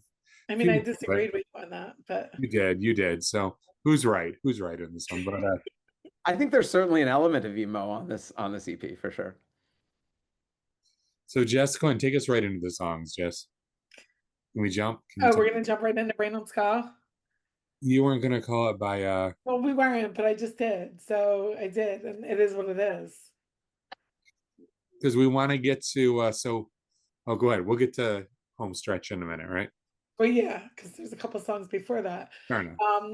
I wanted to try something new that we haven't tried on any of our podcasts yet, and I thought it's your first podcast. Why don't we try something new too? The next song on the EP is my favorite song, Can Opener. I love that song so much. I thought we could listen to it together real quick before we talk about it. You guys down? We like that song too. All right, cool. So I'm gonna take a minute to share this. You guys have probably heard the song before. Yeah, probably. I hear the EP about once a day because my 2-year-old demands to listen to it while they're taking pit stops. He I think right now he's a little over 2. He believes Jeff and Mike live in the basement. He'll ask me like, where'd Jeff and Mike go? Let's start the song now. I don't know why I said that. Why I think that, don't know why I did that. I didn't mean it, and I'll try to recognize and make it right, despite the fact that I don't know why I constantly questioning what kind of person I actually am, and always envious of everyone who doesn't give a damn, or anyone who isn't actively surmising that the words or actions might be worth despising. I've had these feelings before, I tried to leave them behind me. I know that every season thought I have this not just find me, but if I take that part of me and hide it away in a drawer, what if someday when I need it I can't find it anymore? I don't know why I said that. Why I think I don't know why I did that. I didn't mean it, and I'll try to recognize and make it right, despite the fact that I don't know why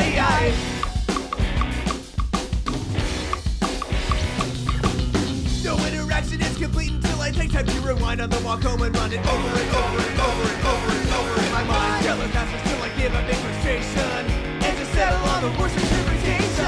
I've had these feelings before, I tried to leave them behind me. I know that these obsessive thoughts I have do not define me, but if I take that part of me and hide it away in a drawer, what if someday when I need it I can't find it anymore?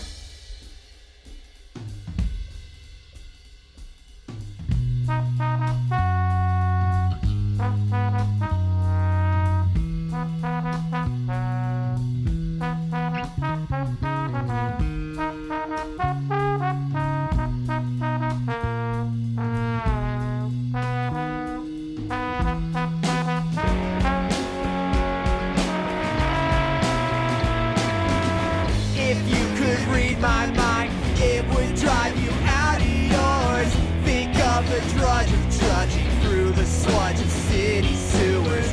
My secret power is wasting myriad hours on, well on, I couldn't even tell you why.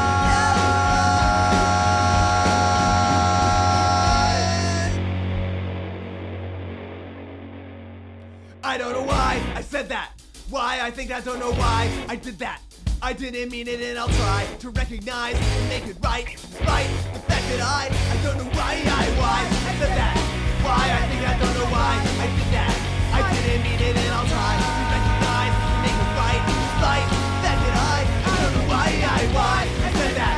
Why I think I don't know why I did that. I didn't mean it and I'll try to recognize and make it right, despite the fact that I don't know why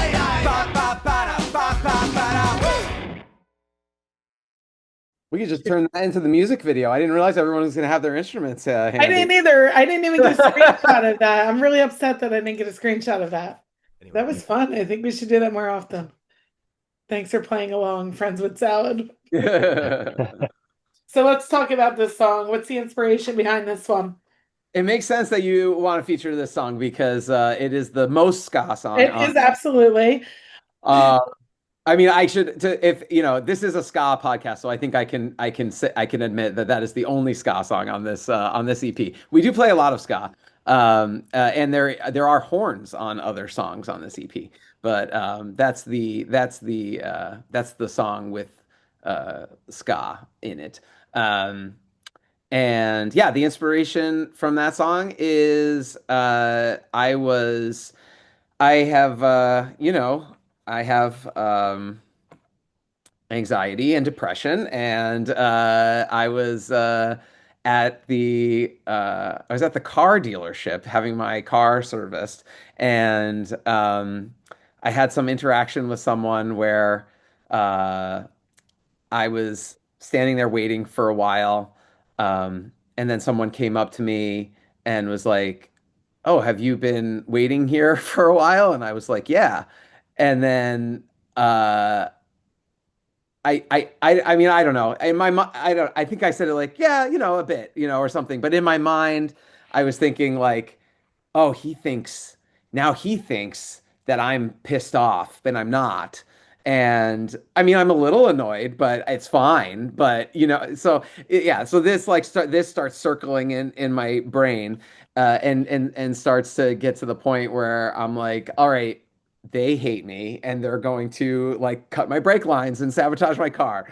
Not I don't actually think they're going to do that, but like, like I just like start to worry about things, and they're great, by the way. They're great. You don't want to name them. You don't want to be like, hey, who will put your brake lines for you. But I was walking home and I was like self-reflecting on this, like these feelings of anxiety that I was having. And I was just like, why am I like this? Why do I think this way? Why do I say these things? And I just started saying, like, I'm just singing all the time, all day, and making up little songs. So I was just walking home, and I just started singing, like, I don't know why I said that, why I did that, I don't know why I think that. And so I came up with this chorus on the way home, and I remember getting home and thinking, so I would like walk home from the dealer while they worked on the car. And I remember getting home and like grabbing my guitar and working on the song a little bit. And And I was like, oh, you know what? At least if I'm gonna feel this way, at least I can get a song out of it. So that felt really good. Yeah, it's about yeah, since I was a little kid, I've just worried all the time about um my words and actions and the effects that they have on my thoughts, the effect my thoughts will have on other people. And it's a lot. It's a lot to deal with. And yeah, so this song is about that. You are not alone. Maybe that's why I love the song. I don't know. Yeah, We same here. Jess sent me a message in the middle of the song, or while you were talking, actually, not the song, because there goes the theme. Because as we talk, and we actually went back and forth about this album quite a bit. Uh, we felt like there was a theme that came along with of anxiety and depression within a lot of the songs as we listened to them. I really like to hear your guys' thoughts because we'll obviously say what the intentions were or whatever, but it's really nice to hear how you interpret them.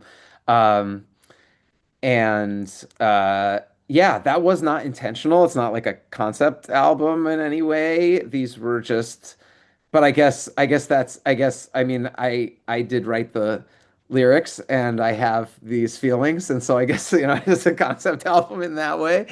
Um, but uh yeah, yeah. So I've been listening to it more. I've been listening to the EP more casually now. Like we listened to it many, many times in the mixing and mastering phases to the point where it like became, say a word over and over again and it loses all meaning. So it kind of felt like that, for me at least. And now that we've had a little separation from that, I've started listening to it a little bit more. When I know that people are listening to things that I've worked on, I like to listen to it and then kind of like, oh, this is what they're hearing, be reminded of what they're hearing. And so I've been listening to it a little bit more, and I've been really happy with the how the songs fit together nicely because we didn't really plan that out too well, I feel like. But or maybe you guys knew, but I didn't. We were just like, these are the songs that we have that we want to record. So you're writing I all the think lyric stuff. Sorry. I do write the lyrics. Simon, what were you gonna say? I think we planned out pretty well which songs we were gonna, because we talked about any of the originals that we've worked on and like came to this for, and because I think because they work so well together. Actually, At least from my perspective, like I fought pretty heavily for these four because I think they're so cohesive and they work and have a really good sound together. yeah, Why you're right. would you choose just four if you Uh, have more out there? well, we have a lot more. The Good. I mean, we've never done this before together, or really like. I mean, I've done some recording, but and Mike. I mean, we've all done some recording, I think, but like, yeah, not. This is our first time doing it here and doing it in a long time, and uh, and with an active band like this, and so yeah, we just uh, for time and budget considerations, we decided to start with four songs. Time was like one of the biggest because it felt like we could get four done in, or at least get the drums and bass tracked in one day of studio time. And so that was kind of a. I think we even went in maybe. Did we have one backup? I feel like we thought about maybe doing one more as a Yeah, maybe. yeah, I think And we did. We didn't have time. we didn't have time. I don't Yeah. remember which one it was, but I think maybe we just said that we would re-record the demo if we, whatever off the demo if we I had. think I think Studio Yogurt was up there, and I think maybe What Do I Do Now? But I don't remember when that one came fully. That one Yeah, might have come later. yeah. You're right, Simon. I definitely misspoke when I said that we didn't like. I mean, I've always said that Homestretch was the sequel to Crayon, so it really felt good to have those two back to back on the EP. Yeah. Ooh. I'm going to skip ahead for a second and ask about the horn since that came up briefly. Yeah, there's definitely horns on a couple songs on the EP, and yeah, I noticed just going through your social media that you don't have horn players in your pictures, um, do you plan on inserting horns in, further recordings and maybe even playing live shows, the horns? It's something that we've talked about for a long time. I I love horns. Like, yeah, like I said earlier in the podcast, going into that first show and those kids and the horns like really stood out to me, and made a huge impression. So I do love horns. I played in a band in college that had horns, and when I write songs, I often uh, I often will have like ideas for horn parts as I'm writing them. Um, and so, yeah, we were really excited to be able to collaborate with the person who recorded and mixed the record.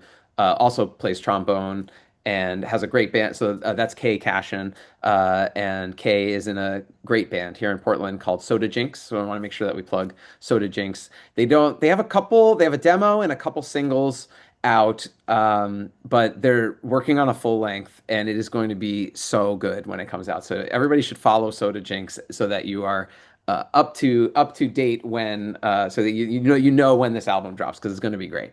Um, and yeah, we were thrilled to have Kay record the horns for this. We have tried to recruit Kay into the band, and Kay is just in many bands and doesn't have the time. But Kay did perform horn with us once on stage for a cover of "Time Bomb" by Rancid. That was really fun. And if you that might be like that was like our third show. So if you go way way down somewhere, I think there might be a video of that. Um, that's the only time I think that we've ever performed with horns. Was that right, There's guys? that show. John played trumpet, Yeah. and Kay played trombone because she was opening with solo, and then we played with Bobby Oh, yeah. at Shanghai Tunnel I was gonna mention when the Bobby thing because yeah. I wish that had never happened. So Bobby is the singer and lead guitar player for a band called Second Half Walters. Really, really nice person. Used to play trumpet, and we kind of wrangled Bobby in to play trumpet on one of our songs. And he was like, "Yeah, I'll dust it off. Like, I'll see if I still have like the chops." And played with us. And ultimately, at the end, he was like, "I'm just way too rusty. I'm focusing on my band where I play guitar and I sing, and like it would take way too much to like get my trumpet skills back up to par." But I still cannot think about how much I loved what he brought to that one song, and I'm like, oh, I want that band to break up because I want Bobby to play trumpet. Uh, I'm so bitter That would about be his successful band. Um, that template, whether it's Kay or Bobby, would be my ideal. Is someone who can come in and play lead guitar or play keys and then also play a horn and like yeah, be a Swiss Army ninja musician like that. It would be really exciting.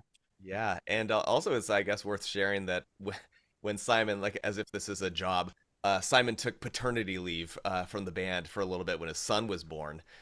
So there was a really cool, fun time where Jeff and I were kind of bored, and we got roped into being subs in Soda Jinx, where we did one show for Soda Jinx Originals, but we also played a Halloween set of Less Than Jake covers, where Kay did some singing, played guitar, and played trombone. So like that was a cool experience for Jeff and I to like. I mean, for me, I'd never really like been to a rehearsal with a horn player before, and I was like, oh, this is kind of cool. And then so when it came time for the EP recording, it was like, oh yeah, Kay, of course, Kay will play trumpet with us on these songs. So it just made a lot of sense. Yeah, yeah, yeah. The Less Than Jake show was really fun. And Kay is an Do each awesome. of you have a favorite Less Than Jake cover? Because I came to that show. That was my first show I got to go to after Benji was born. Well, no, your first Soda Jinx show actually was the first one, and then 2 days later I saw you guys play the Halloween one. And I have a favorite, but I want to know what your all's favorite to play was from the Less Than Jake ones. Boring Town was a pretty solid one that we played. Yeah, yeah. Boring Town is such a fun song. I gotta say, I really enjoyed.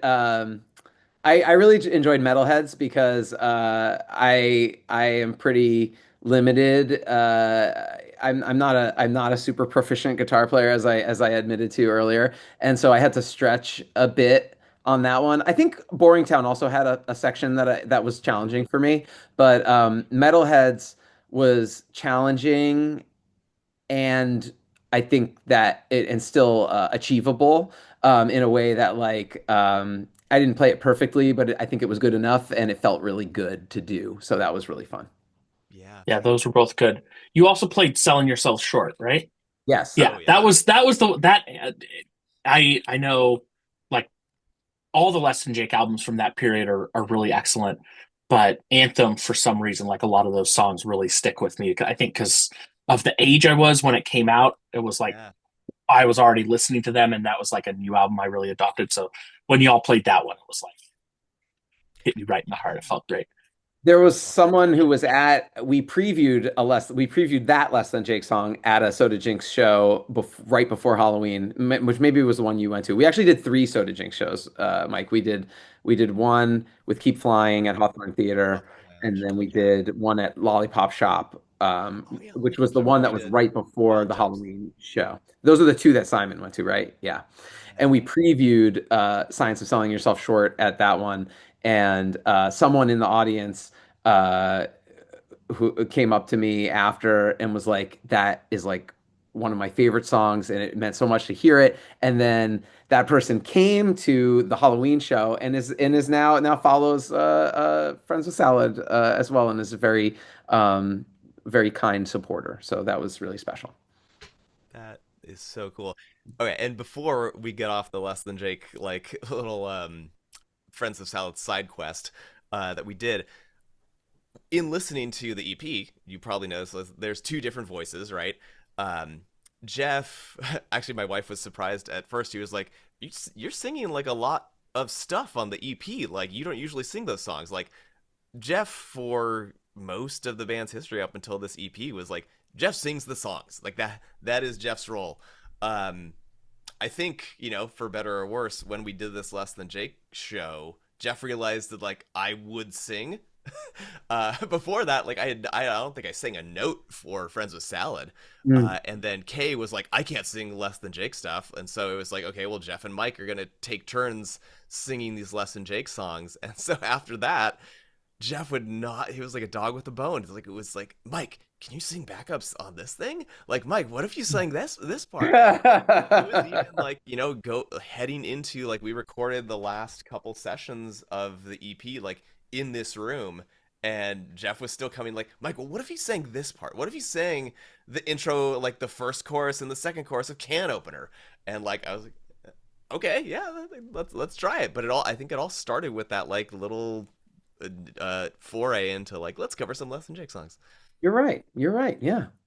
And that ties it back in to the EP really well. He's so good at segments. Speaking of the EP, you had mentioned earlier, I think it was you, Jeff, who's when we were talking about Can Opener, that if you listen to the EP, like you're not like, ooh, this is a ska album. And which is funny that you said that, because when Jess was like, hey, listen to this, I was like, this is really good. I'm like, I don't think it's ska, but I think it's a really good album. So it was kind of interesting to hear you say the same thing about the songs on the album. Which what? I'm a diehard ska fan, and like I'm like so in deep, and so we actually talked about this recently because I think it's so funny that like as soon as we were a band and all we had out was that demo that's on Bandcamp, which is similar to this EP in that there's a little ska on it, like there's a bridge to a song that has ska, and there's an intro to a song that has like kind of a ska rhythm. But it's really not that demo's not those songs are not ska songs in my opinion. But as soon as we were a band, everyone was calling us a ska band. Like and we do have more ska material that we play live for sure. But we also have a lot of material that's not ska. In my opinion, and as a ska fan, and clearly as in your opinion as well, Eric. So I always think it's funny when people here would call us a ska band because I feel like people get an image in their mind when they hear a ska band, and I feel like we are not that. Despite my tie and suspenders, I feel like You are the image tonight, man. And so yeah, it's just that, yeah, I think if there's a little bit of ska, people will latch onto that. I agree. And I don't mind at all. It's fun to be considered that, and we do play a lot of ska live, and we can also, we've played certain shows where we really pushed the set list heavy ska, and there are shows where we will tailor it and away from ska, where there's some, but just we have the versatility to really lean into it or just kind of be neutral if we depending on the audience. I was going to ask if it was between the audience. There's a local Detroit band who has some ska tunes, but also leans more towards hardcore. But there's shows where, like, I've talked to, like, they're like, okay, today we're playing for the ska kids, and they will make their set list closer to. Yeah, It's great when bands can do that, honestly. What'd you say? It's great when bands can do that because not only is there crossover into bands that are playing, but the people that are watching the bands, like, I love punk, I love hardcore, I love ska, I love it all. So to have that mix I think it's great. Yeah, we have a lot of fun doing that. We have maybe like 6 or 7 covers. Jeff often will call them transformative covers. I like that phrase a lot. We've taken and chopped up the song's arrangement, changed the keys, like really made it our own. And those are all pretty heavily in kind of a ska place. And so we'll lean on more of those and lean on more of our ska songs if we're doing any kind of sets that really demand that. At what was meant to be our EP release show, it was an EP release in that we put some of the songs up on Bandcamp, but they weren't out on streaming due to technical delays. But back in September, we did a full night of ska, and that was really fun. And I think with that, played our EP obviously, but then tailored a lot of the other stuff that direction. But we've done other sets. We did a block party this summer, and we had to play about 90 minutes of music over the course of a couple hours. And Wow. we padded it out with just like straight ahead 90s covers and a bunch of the stuff from our Op Ivy Halloween set that we like to do. So it was kind of all over the place, and that's really fun. And yeah, it's a good time. So Simon, sorry, go ahead. No, you first.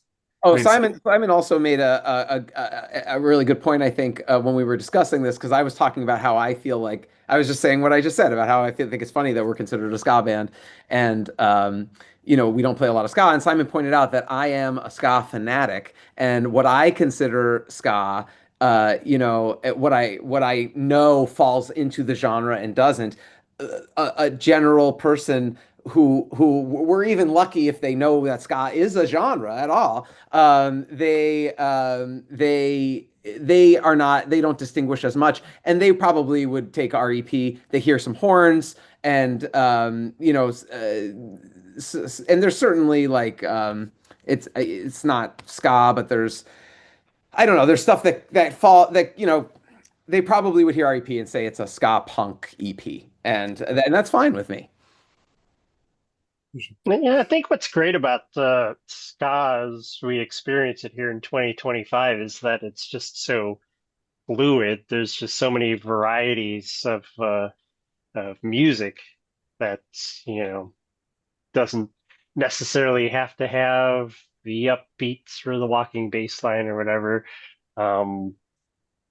It's just danceable, and it's got that feel, and who needs gatekeeping anyway? Yeah, exactly. So Yeah, behind fuck the scenes, gatekeeping. Sorry. as There's a lot of purists out there still. There really are. Like, I deal with some of them when I'm posting stuff. I get messages like, "This is not ska," and I'm like, "Just go away." You see that on the online ska communities a ton, and I do Yeah, think sure. that like it seems to be people who run the communities do a great job of like trying to police that tone out of the community. It's like, hey, love what you love and champion it, but Exactly. That's what I was gonna say. You stop like stop what you said. shitting on what other people like. You know, it's Seriously. like I really love, you know, I love all kinds of different ska, but like my touching point is stuff like The Police or like that No Doubt Tragic Kingdom album, which you hear people call like punk with horns, or Mhm. you know, and it's like, I guess, I mean, it's I love that stuff, and I also listen to the Specials a lot, but you know, like the early trad ska stuff I dipped my toes in, but just didn't spend as much time with, and huge respect for it. But I would never knock anyone for loving it, and I think that like that anti gatekeeping mentality is the right Yeah, way to like go. what For does sure. it even prove? Like, why are you wasting your breath and your time? Honestly, Yeah. I'll never understand that. I agree with you all, and at the same time, I do find that when I put on a ska, like if I go to ska radio on Spotify and Newfound Glory comes on, I get a little upset. enough. And that has happened. Maybe not Newfound Glory, but like a similar band. And I'm like, Right. who's running this algorithm that they think that this is ska? But no, I agree. Like I don't like if somebody says that they like No Doubt and they think that they're like I like, oh yeah, I think I've heard of ska. Like no, I like No Doubt. I'm not gonna be like, no doubt. You know, well, they had one ska song on their first They record. sold out. Gwen Stefani really plays them. You know, yeah. What does that get you? No, yeah. So. It doesn't. You just move on. I mean, it's not worth it. So Jess had so in between what we were talking, I said Jess, but I really didn't mean that. This isn't a segue to you. So I'm Oh, sorry. okay. I had been messaging her behind the scenes because Cran is probably my favorite song on the album. So and it was interesting. This will go in our various theories about home stretch to think of them kind of as gateways to each other. But so I asked her to play a couple seconds of or at least 30 seconds of this for our audience. But probably as somebody who's had anxiety and still has anxiety, hasn't had, but like this song really kind of hit home to me in some of the stuff that's going on in it. So just we play a little bit of it before we talk about it. Good with If that? that's Since okay. Is that okay with you guys? Yeah, thanks. All right, let's do it. Take an outline with crayon and color the parts. Green for your insecurities and red for what hurts. I can try, but I'll never understand what you could have possibly colored in. There are nights where I just can't get to sleep, wondering how everyone can keep this facade up of being beautiful.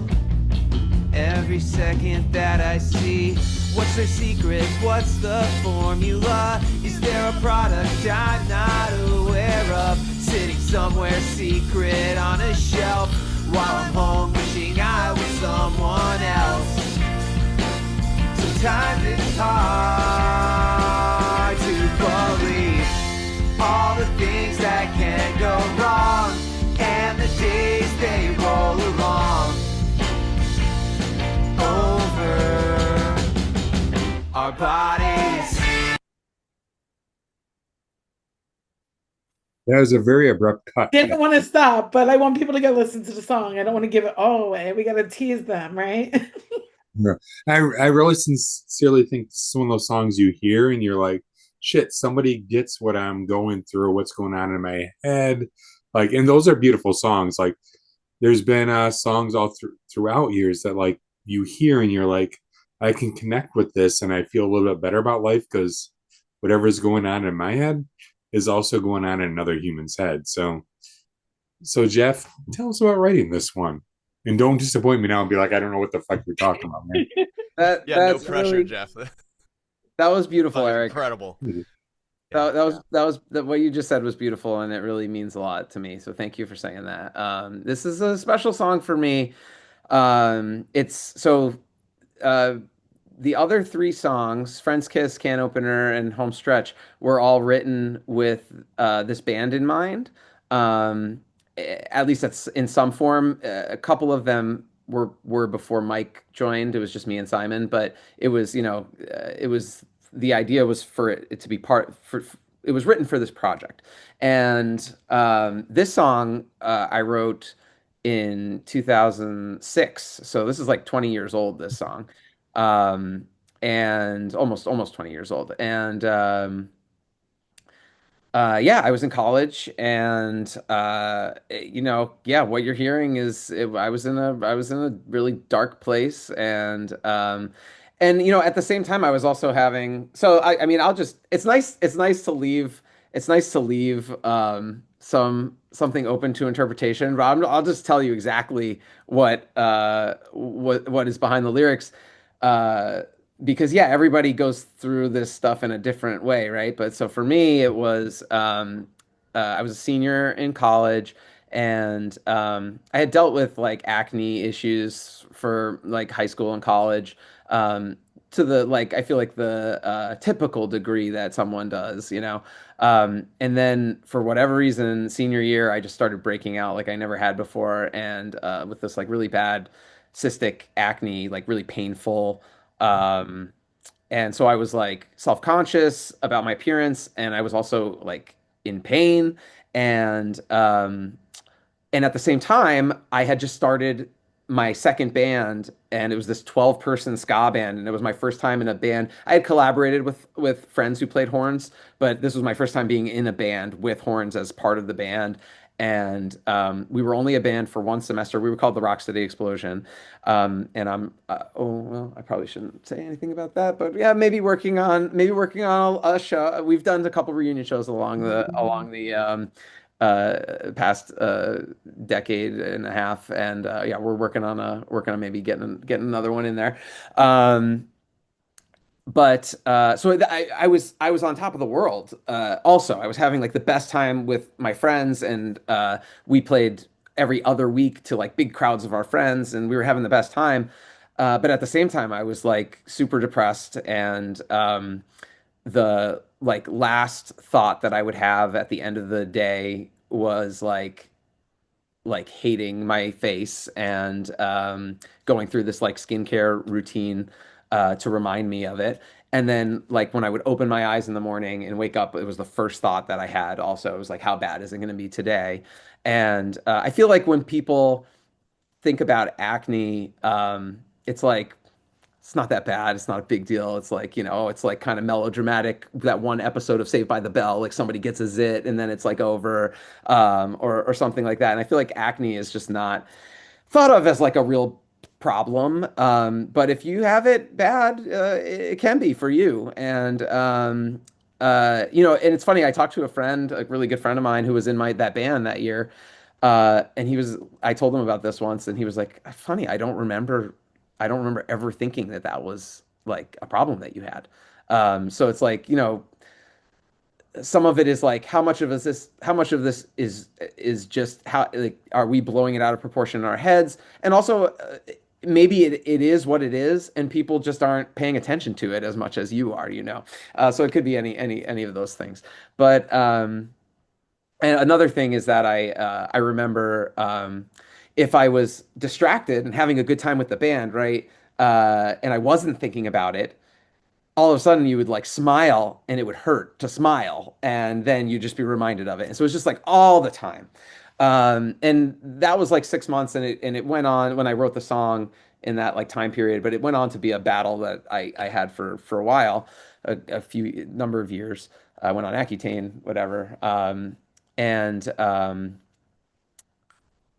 Yeah, so that was what I was going through. That was like the thing that was in the front of my head when I was writing this song. But also had body image issues my entire life, like since I was a little kid, and still like I feel like that's being human in our society. It's something that probably everyone deals with. And the title of the song comes from an experience that I had freshman year, where so this was senior year that I was going through this, but freshman year, um, I was walking with a girl that I I thought was really pretty and had a little crush on, and was a friend of mine, and we were walking and got pulled into this study. Some upperclassmen were doing some like psychology study or something, and they were like, "Hey, will you come like fill out a survey or something?" And so we were like, we were freshmen, we had nowhere to go. We were like, "Okay," so we went in, and it was a study on body image, and they gave us a survey to fill out, and part of it was outlines of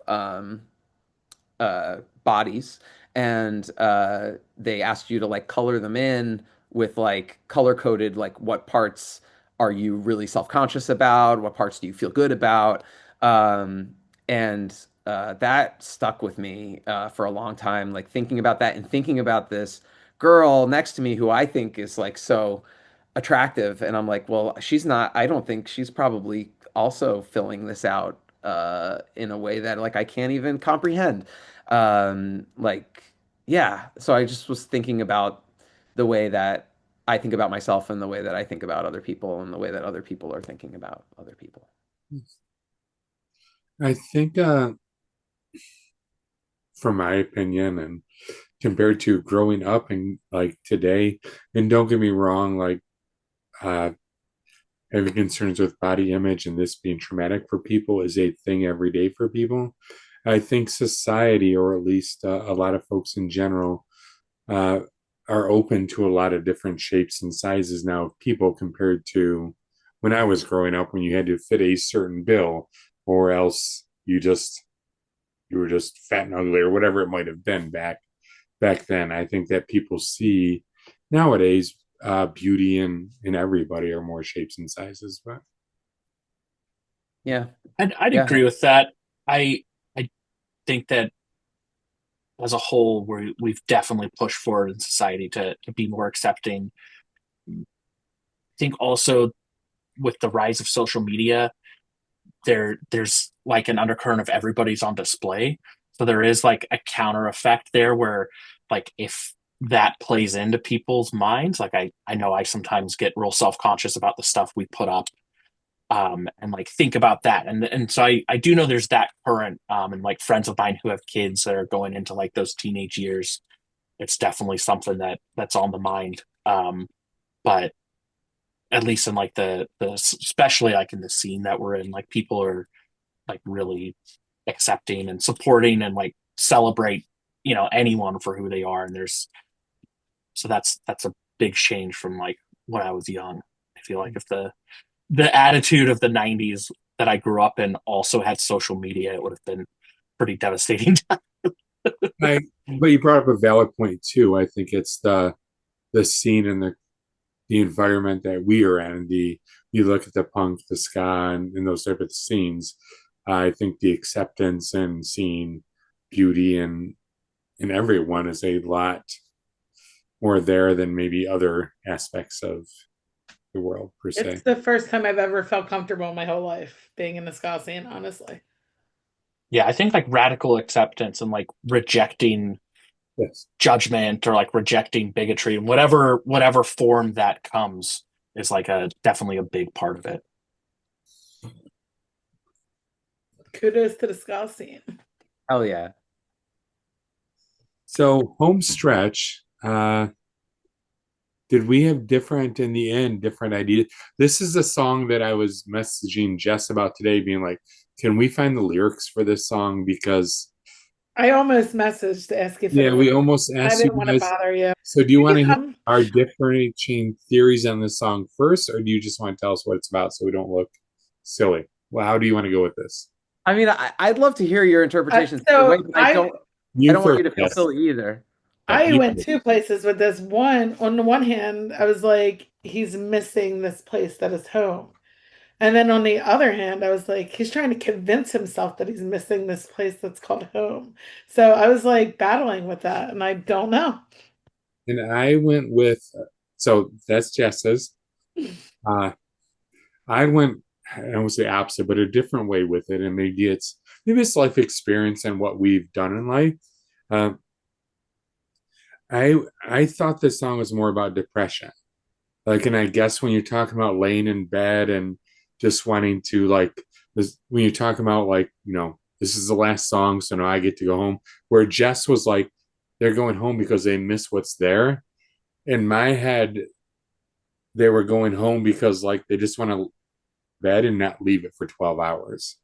Like, and so those were our two different versions on it. Although my theory, the beginning of the song kind of was harder for me to put in my theory because it seemed like you were talking about an individual at the beginning of the Yeah. song. Agreed. That's where Jess is I going. want to know what other Eric, I mean, Beau thinks. Bo's like, I did not dissect this like you. Don't put me on the spot. Yeah. I will be totally honest. I'm not big on lyrics on like initial listen. Really? Oh. Yeah. Simon, yeah, it's Simon is just- nodding. Jess is a lyrics I'm- girl. I am actually more, I like listening to the music and the vibe first. So, I guess since being set Right. up with this interview, I don't think I've listened to it enough times to let it really sink in.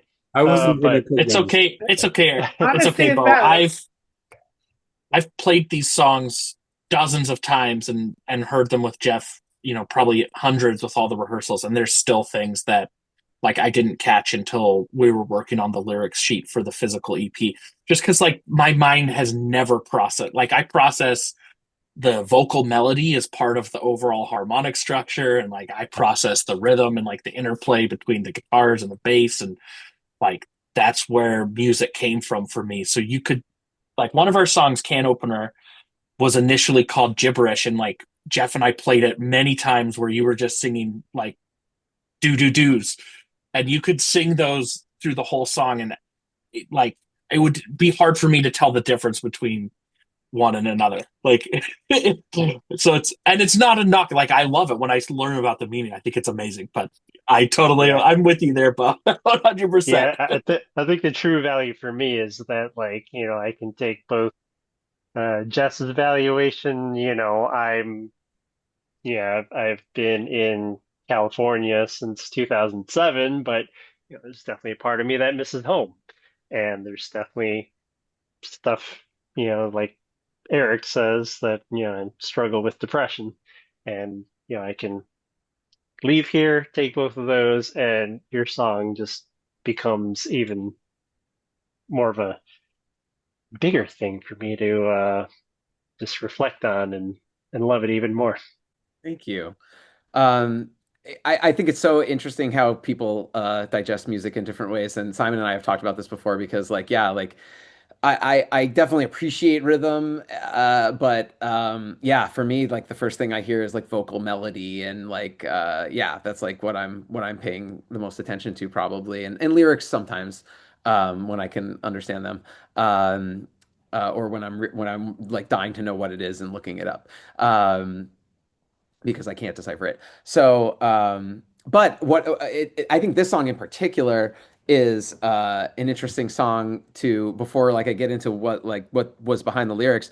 I think it's so interesting that I told him this. So Jeff Davidson, our friend, all of our friend Jeff Davidson, covered this song recently, and which was like, Oh, yeah, I wanted to ask about that. What did you think of that cover?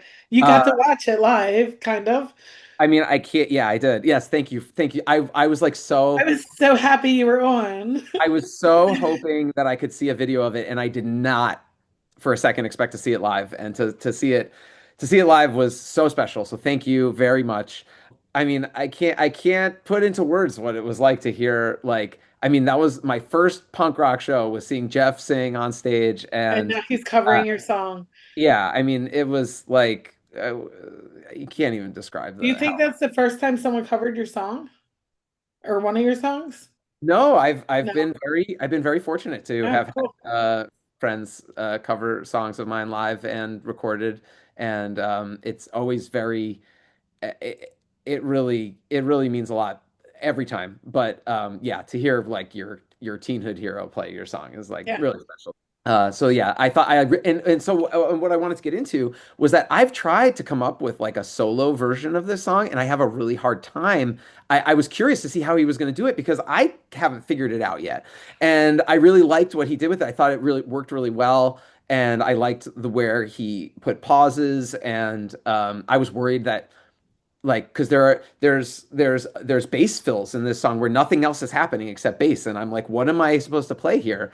And I thought he really worked the pauses really nicely. I loved he turned the chorus into like a kind of a reggae feel, which I loved. I never had that at all, and I really enjoyed that. So yeah, I loved his cover of it, and yeah, it was very special, and that's a lot to hear. And so and we were just talking about rhythm, and I appreciate so much what Simon and Mike bring to the songs, to every song, and they really so usually our songwriting process works that I'll like start a song, get like a skeleton together with some words, sometimes just nonsense words, and a verse and a chorus maybe, sometimes more, sometimes less. But I'll bring it to the band, and then we'll work on it together, and we'll change things, and we'll break it down and move things around and add things, and Simon and Mike have great ideas for songs.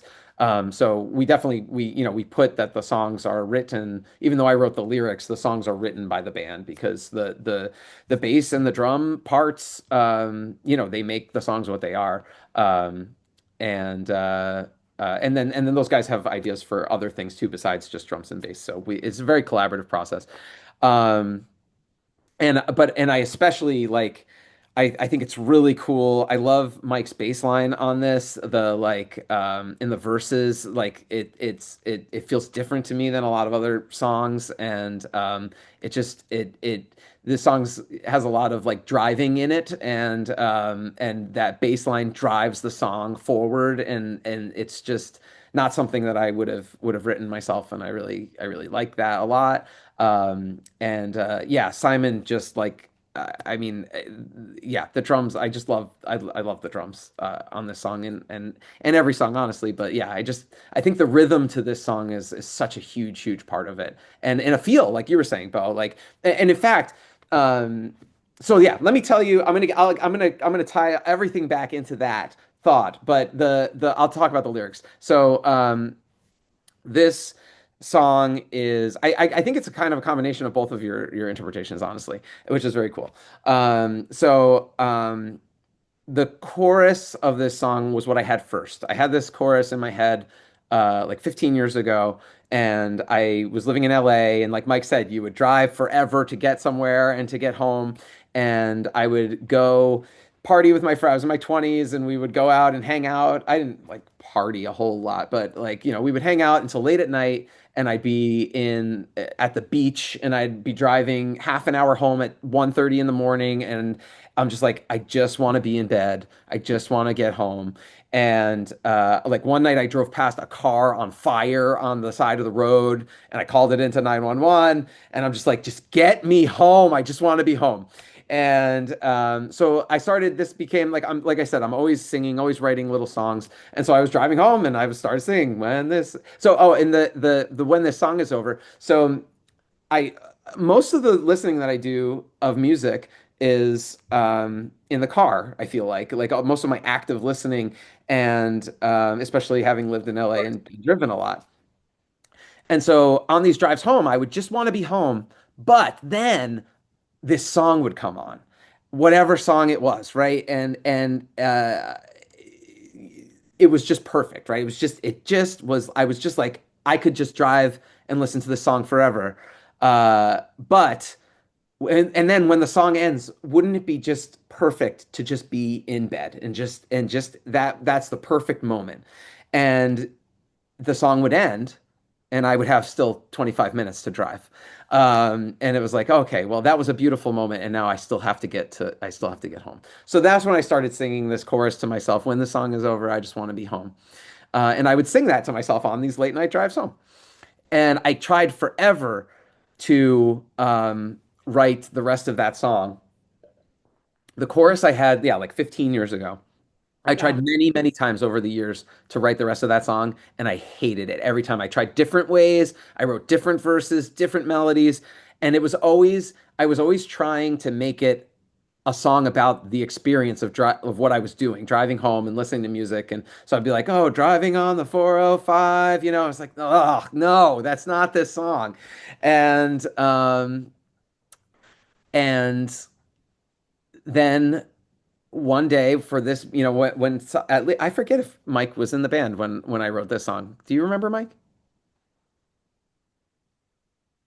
Think I was in the band when you were working on it. I don't know if you and Simon had worked on it before, but I do remember, just a quick aside for those bass fills in the middle. I remember there was a rehearsal I couldn't make, and then I came back for the next rehearsal, and you and Simon were like, "So now this is this pause where you play something on bass," and I'm like, "Okay, let me pull something together, and we'll see if it works." And I think it was maybe the first thing I played, and just stuck in exactly the same way in the final version.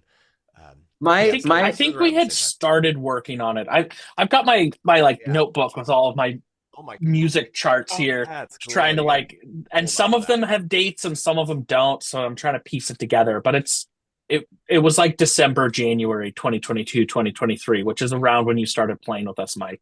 Yeah. Um, and I do have in here. I added then 2 bars quiet, so it's like it's we had charted stuff out and then added some of those pushes and yeah, it's fun to hear that from your side too. I remember having an idea of what I wanted it to be and telling you what it was. And it was much more just like single notes. And you made it this like run. And at the time, it wasn't what I was expecting, and I wasn't sure how I felt about it. And now I like, I think back to what I like. I've done this recently, like thought back to what I originally had there, and I was like, oh, that was so wrong. Like what you wrote is like exactly what the song needed. But in any case, I just sat down one day and was writing. I wasn't trying to write the rest of that song. I was just writing a song, and I just started getting this. It was the first verse was the first thing that came into my head, and I really liked the verse a lot, and I and the verse is a continuation of Crayon. The first verse is set in the same time period as when I wrote Crayon, and it's yeah. So that's the line about. There's a line about hi I've already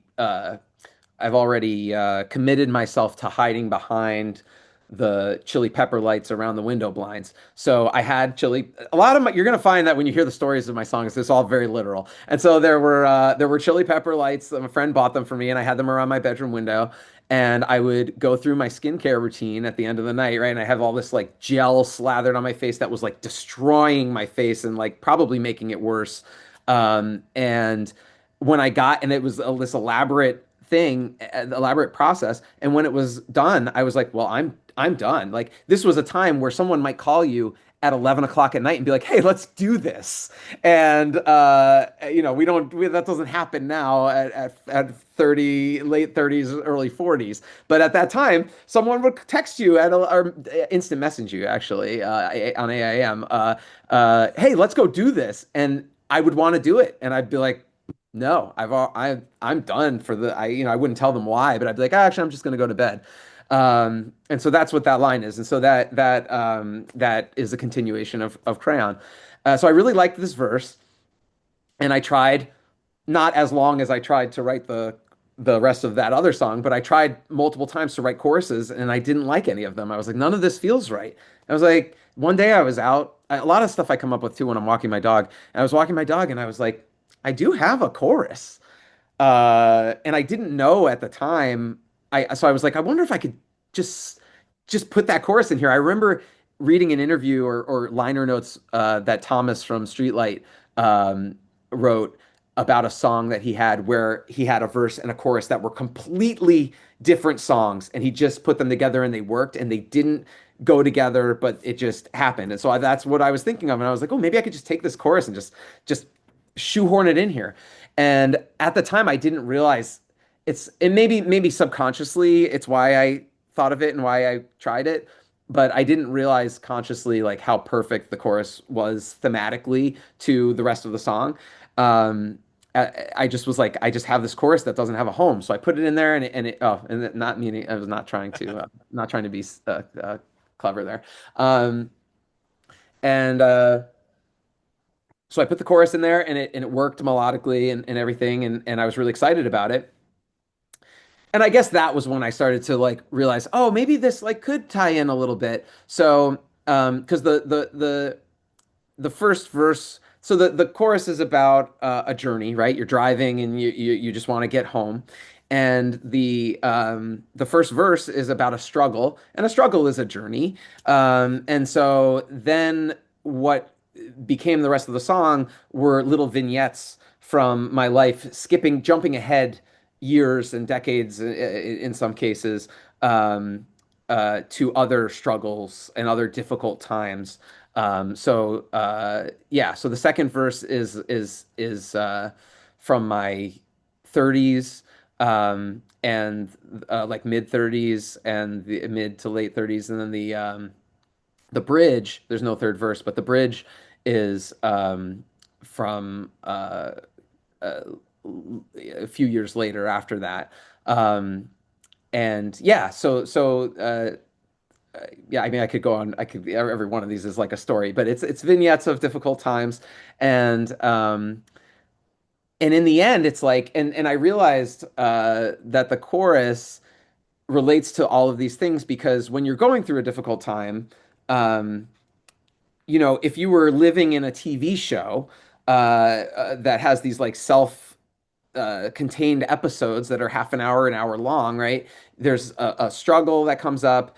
You have this like you have there's a story arc and there's a climax and then there's a resolution. And so everything builds up to this moment, right? And then everything gets fixed. And the but that's not how it is in real life, right? In real life, and sometimes it does work out that way, but a lot of times you'll have these ongoing struggles that or difficult times in your life where you'll get a groundswell of external support and your friends are all rallying behind you and you muster all of the emotional energy that you have to get over this hump, and if I can just get over this hump, then everything will be okay. And you get there, and then people move on with their lives and they still care about you, but this groundswell has dissipated a little bit, and even you are just exhausted and you don't have the energy anymore, but you just have to keep going. So that's why I think that the chorus works really well with this song. And in the end, that's kind of a really depressing thought, right? And so what I love about the rhythm to this song and the music to this song is that coming out of Crayon ends with this like quiet, sad, just bass and drum ending. And then Home Stretch starts quiet and builds and builds and builds, and then it's like this triumphant trombone comes in and the bass is real bouncy, and even though the words are sad and honestly the whole concept is sad, there's you just have to keep going and struggling. The song itself, the music is hopeful, and so I think it needs that, to not just be because you do get through it eventually. So that's what the music is there. And I wanted the song to end, and this is collaboration for you. I wanted the song to end with the hanging C7 chord. But Simon was like, you can't do that. It needs the resolution. It needs the F chord, please. And he was right. And so it ends with the first chord. But I would not have done that myself. And it needs it. It needs it because you have to have it does get better eventually. Yeah. And that wraps up your EP. Yeah, sorry, I just talked for a while, but no, it's okay. I really love your energy, your enthusiasm, all of it. Like, it's great. Thanks. The last anecdote there like really gets into something that I truly treasure about songwriting and honestly like music in general, and that's connecting like the musical structure to the intention of the song. And so like that F chord thing is small, but it brings me back to us discussing, like me sitting over there and you standing here and like talking about does the theme of the song resolve or not, and if the emotional theme of the song is like it can get better, and it then I feel like you need the song to also have that, and you said it better than I could right now, but it's like I love those discussions about like what does that C7 versus the F chord at the end mean to the to me as a listener, or to like just the overall bit behind it. Something it's just so fun about like writing and the process that Jeff brings to everything. It's great. I told you how much I love this, and I also told you that it was way too short for me. I wanted more. Like, what can we expect in the future? I need more Friends with Salad. I just talked for so long, so I would love for you guys to answer that if you want to. I can go ahead. Share a little bit. Yeah, I think, gosh, next from Friends with Salad, probably some more songs. We have about I don't know, what do we have, Jeff? Probably like at least 10 originals total, maybe more. And we have three on our first demo, and then we have 4 that we just released. So we at least have 4 or 5 more songs that are ready-ish to go. And I think I think the 3 of us have been talking about at least like 2 songs that we could do. Yeah, at this point, it's kind of like, us deciding whether we want to kind of have a sibling EP, I think, to be like, okay, do we want to just do another 3 or 4 songs to round out like this like phase of Friends with Salad before we do like a full length, or like do we skip, do we do Enter the Cheat Code and go straight to full length territory, and like re-record everything and the other songs. So it's really open-ended right now, and it's really it's a situation I've never been in a creative project where, like, by every measure that personally I'm looking for, like, this is the most successful band I've ever been in. And like, we haven't recorded, we just got these 4 songs released, and it's like, great, like, we did that, and like, our shows are awesome. We have people that come to our shows regularly, like, they keep coming back, like, okay, we must be doing something right. It's like, at this point, we've been playing for 2 years live, and we've tapped out anything that could be considered like, sympathy, attendance to a show. It's like, okay, these people aren't coming just because they feel like they owe us. So it's like, okay, we're doing something. And it's like, to me, it's like, we could just keep doing the same thing we're doing now for quite a while, and it would just feel awesome. So it's kind of this interesting point, at least for me, where it's like, we can take our pick from a bunch of different potential futures. And it's not, and we're all in different spots. Like, we're all like, gonna enter my mid 40s relatively soon.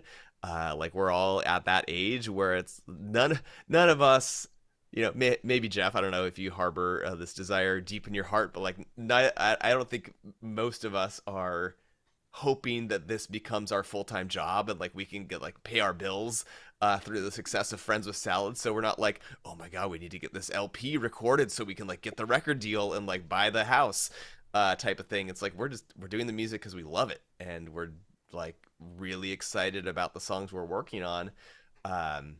So yeah, we're kind of taking, I mean, it's funny, like, we're excited, and we get into like some pretty awesome collaboration sprints where we're talking about stuff and we're trying to move forward, but like, we don't need to, but but we want to. So I don't know, it's a cool place to be. So I'm just kind of rambling about that, but I mean, that's what's on the horizon, is figuring out like, how many of these songs do we want to lay down officially, and like, if we're going to do that, like, what does that look like? That's an open-ended question at this point. I was under the impression that we were biding our time until ska went back into the mainstream, and then we were gonna. But I mean, that's fine too. Yeah, I mean, it's okay to just do it because we like it. Right now, I think one idea I'll add on to what Mike was saying is there's possibility of trying to like fast track 1 or 2 songs done as singles. See like if we can just kind of keep up the momentum of getting stuff onto streaming now that we understand how that whole process works, and keep our now that we've like figured out like recording and mixing, or at least our role within all of that, just not lose touch with the skill that we developed there. So that would be fun, and I know that's a good way to kind of connect with the people who like our music, is like give them something new to listen to, where they get a lot of their music, which would be streaming, versus people who are able to go to shows constantly. They're not able to come and see us all the time. Having a taste of something new would be great, but that, it's such a balance. Are we gonna, take some time and go visit our friends in San Francisco and play shows along the West Coast, or are we going to take time and invest it into recording a bunch more music? It's putting that resource where it's going to be best, is something we're always talking about. I'm down with your friends in San Francisco plan. I'll be there. Oh, you're in San Fran? Nearby, Bay Area. So, Rad. yeah, anywhere within maybe an hour or so of San Francisco. Yeah. Awesome. Now, one thing that I do like about, well, since I haven't seen your live shows, all I got is your presence on the internet. And so whenever you do play a show on your Instagram, you have a little video where you actually compose a song for that. Where did that idea come from? So we've done that for almost every show that we've played except the first one and maybe one other one. Sometimes if the show comes up at the last minute, there's not enough time. But we've done it for almost every show, starting with the second one. And the first few, there are also two, if anyone's interested in this, there are two super cuts that I edited that I'm pretty proud of. So if anyone wants to go watch those, there's the one of the first years and one of the second years. And if you go back and watch the first one, the first super cut, and you see all the first ones, the first few are just me. In fact, the first one was our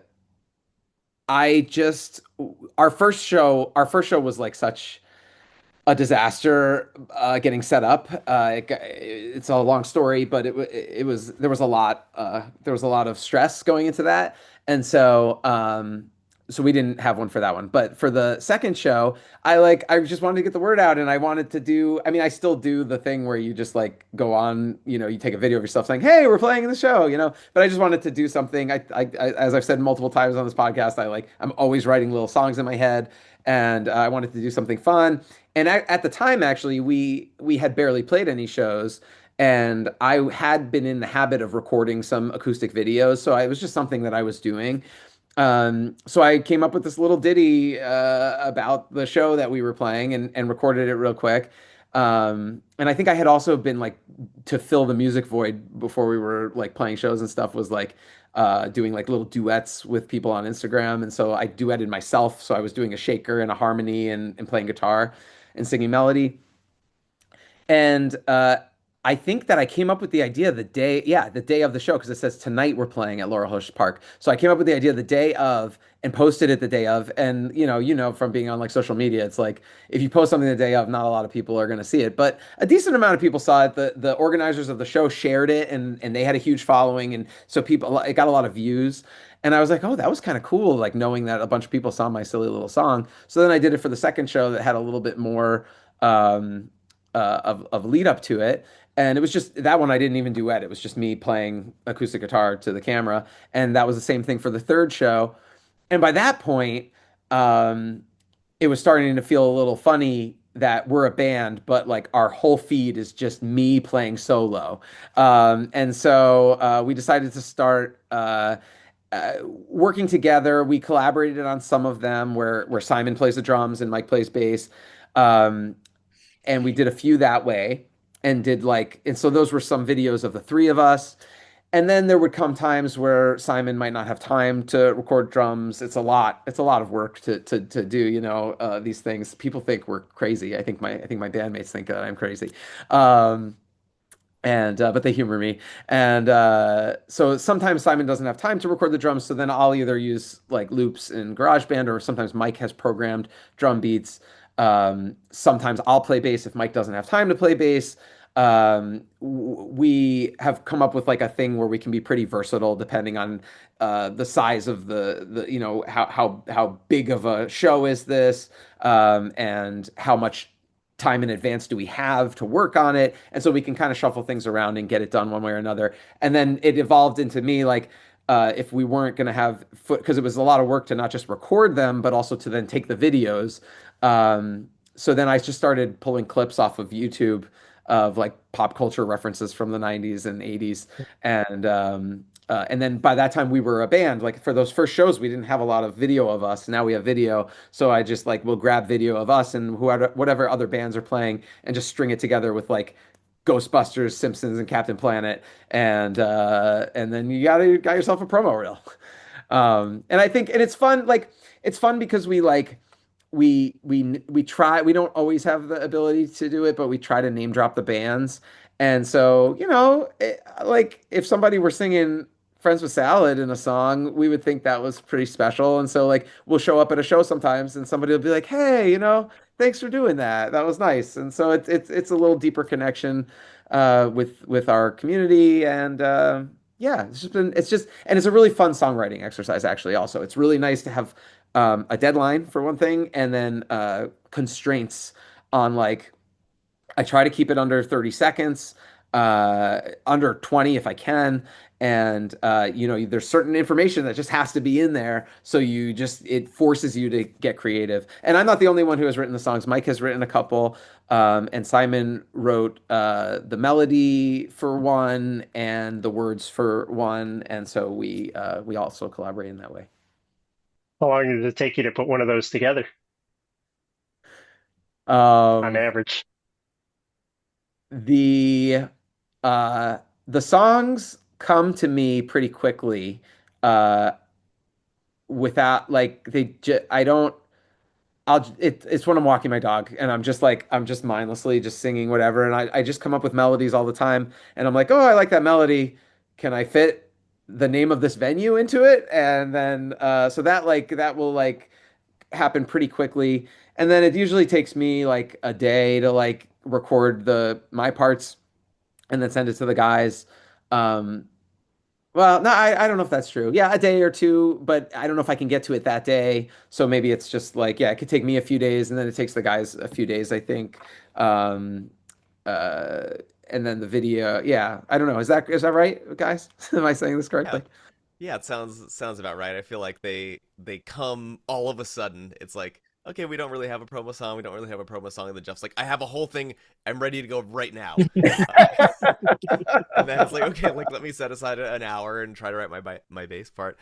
But I also want to drop in that just like it has been, at least for me, like I still feel like I'm learning bass, and it's been such a awesome creative exercise to have these little things that are like, it's not that they're disposable, but they're more like ephemeral, like they're not forever.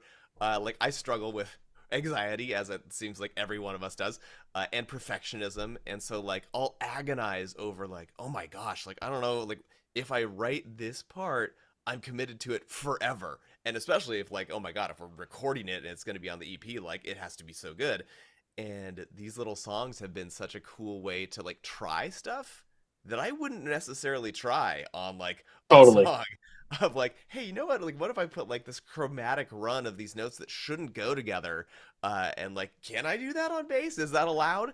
And I'm like, wait a minute, that's cool. And Jeff and Simon, I will share this that I haven't told you yet, but like, I think my favorite bass part I have ever written is for the Snake Farm promo. So if you go find the Snake Farm, That's funny. I'm like, that is my best work that I've ever created. Well, I think we should take that baseline and work a song around it. Yeah. I similarly like will experiment with ideas, and the one that came to mind is for the Save Ferris show. I've been asking Jeff, I don't know when, it was probably a couple years ago, but if it's possible with the recording process that's gone, or that's occurred, to send me a drumless version before when you're creating like the little demo of an idea that you have. I'll throw stuff on, and it's real interesting sometimes when I have time to record something that's like really in line with what you had in mind, and other times it's like wildly different. And I think of the one for our Save Fairs show earlier this year, we're opening, and I heard what you were playing and recorded something that's like based on a cumbia beat, because I, as drumming, I'm trying to always like try different types of things, and I don't think that was at all what you were thinking for the song. And then you added a little bit of like a different like Latin chord and part of it, and like changed it a little, and it was just like a real fun little process. And now I want to try and figure out how to take some of that beat and put it into other stuff. Nice. Yeah. Yeah. Yeah. So yeah, so those have been it's a really fun songwriting exercise. I also try things that I wouldn't necessarily try. And yeah, it's been really fun. So I've got an interesting idea here. Do you think you guys could make a promo for the release of your first podcast here? Yes, we can. Oh shit. Wow. Mm. All right. Yeah, Mike answered for us. Mike said yes, and then he dropped. Yeah, Mike had to run. That was funny. Eric had to run too. He feels like he's getting a flu, and it's his birthday. And I told him to go get. Oh, it's his some- birthday? Well, at midnight it was. He was like, "We hit my birthday," and I was gonna make you sing to him, but he was like, "I can't do this anymore. I think I have the flu." Oh, Sorry to hear that. Thanks for being here, Eric. Yeah. That was very nice of you. Jeff, let's talk. I feel like this will be a fun one. Yeah. We should also talk about, we've got a show coming up at the end of the year, but I've been kicking around some ideas. I was just thinking today on a walk. I was like, I would love if you guys, I always love when these guys come up with ideas for songs. So yeah, that would be awesome. We have a show coming up at the end of December at one of our favorite venues called Misdemeanor Meadows. Real special place in my heart. We played our third show or fifth show there? Probably both. Probably both. Yeah, we've played there, I think 5 or 6 How times. many shows have you played? How many Roughly. shows have we played?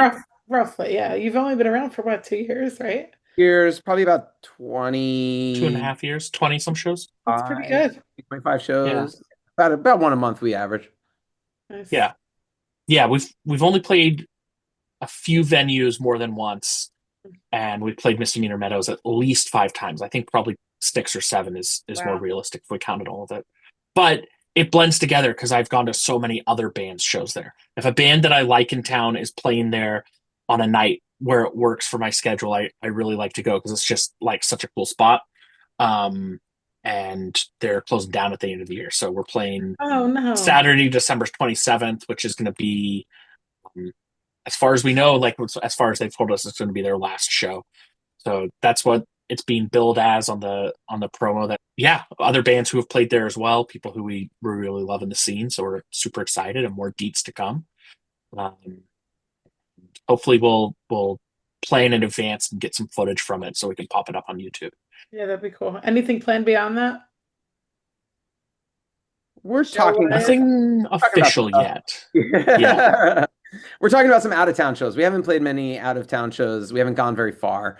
We've gone to Albany, Salem, and so every year of the band's existence, I feel like or for 2 years, like I feel like we accomplished a lot in our first year, and then we did new things in the second year. Like we played a major venue in Portland. We opened for a national touring act that we've loved, that we've listened to since high school, and we played on a couple festivals. And so the thing for next year, I think that we're focusing on is, and we recorded an EP, and the thing that we're focusing on for next year is like playing more. Damn good one. Thank you. Playing some out of state shows, which we have not done. Cool. Over in the West Coast, I assume. We played Vancouver, Washington once. Oh, that's right. Portland, border town. You've got a suburb up across the state here, or across the state line. So that was our first tour. Was played a half hour north. We've played shows in Oregon that were further away than that. Oh yeah. We do have one show coming up in February for what's the charity show? It's like a healthcare for all related event. Oh yeah. What are the details again, Jeff? I don't know. No worries. I forget. I don't know either. I'm just- sorry. I'm sorry.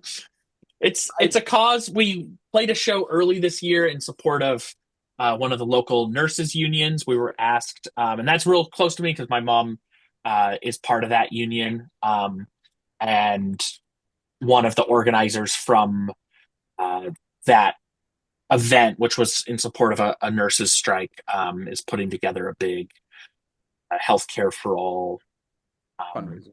benefit show. So fundraiser. So we're going to play for that, and that'll be really exciting to support a cause that I know is really important for all of us. It's February 8th at Holocene, and I think it's from 4 to 7 p.m. That's cool. There you go. That'll also be fun because Holocene is an amazing venue in Portland. Has some of the like best sound system, and it's one of the first. Was it maybe the first ska show that you and I went to together, Jeff? Yeah, yeah, probably. Yeah, that was that Bad Time Rec show in like late 2022. Oh, I who think. played? Who didn't play? It was a really amazing lineup. It was an amazing lineup.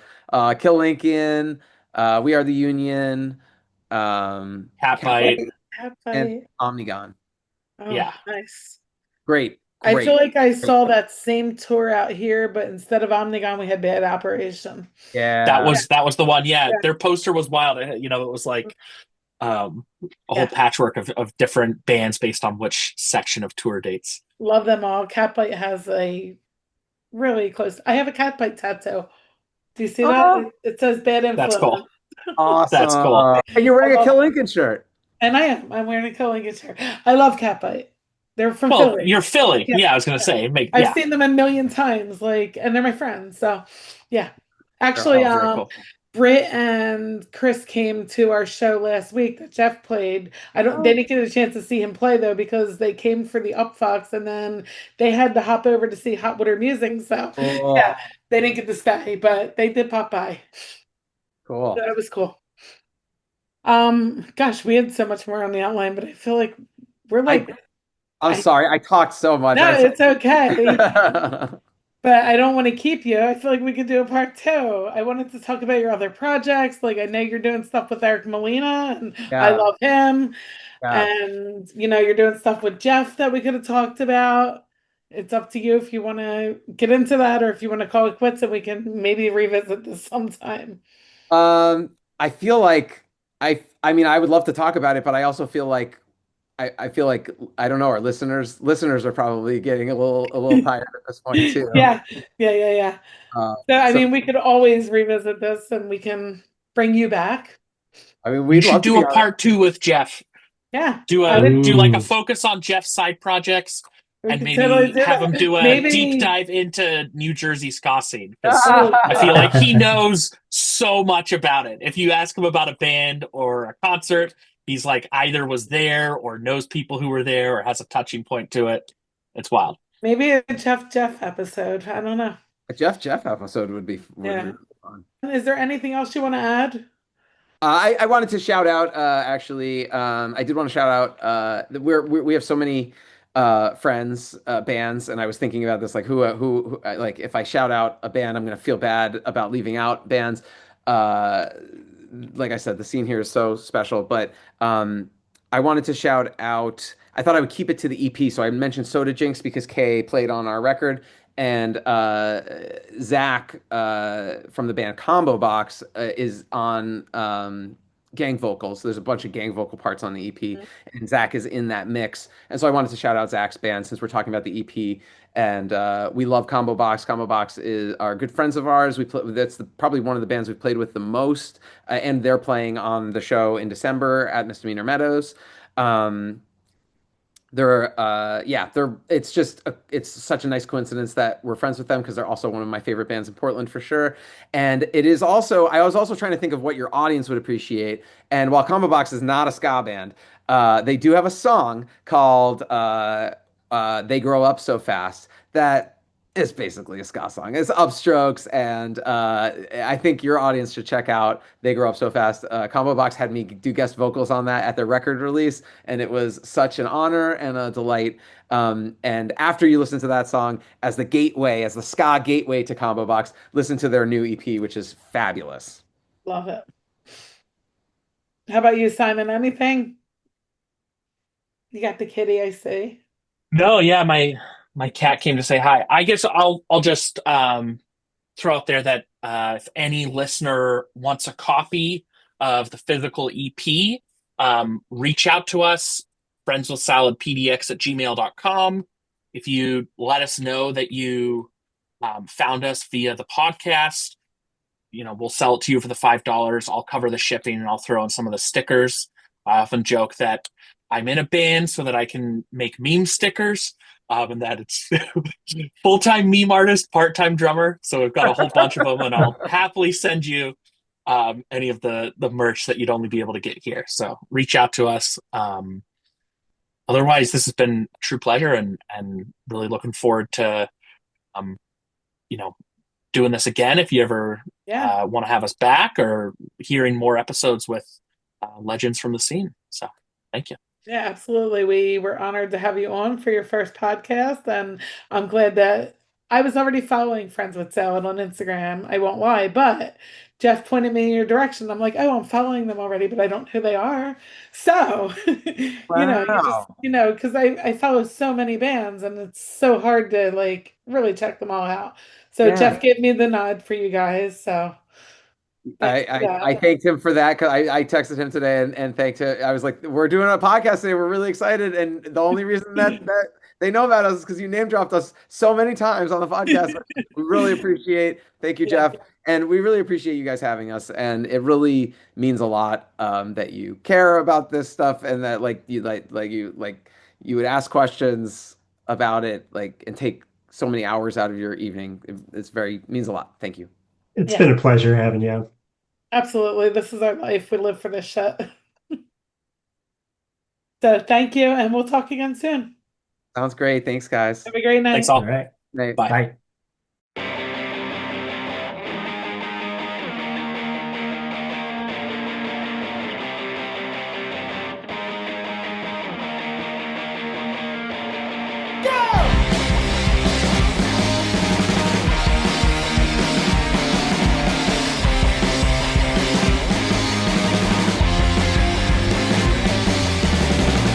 My brain combusted when you just kissed my cheek.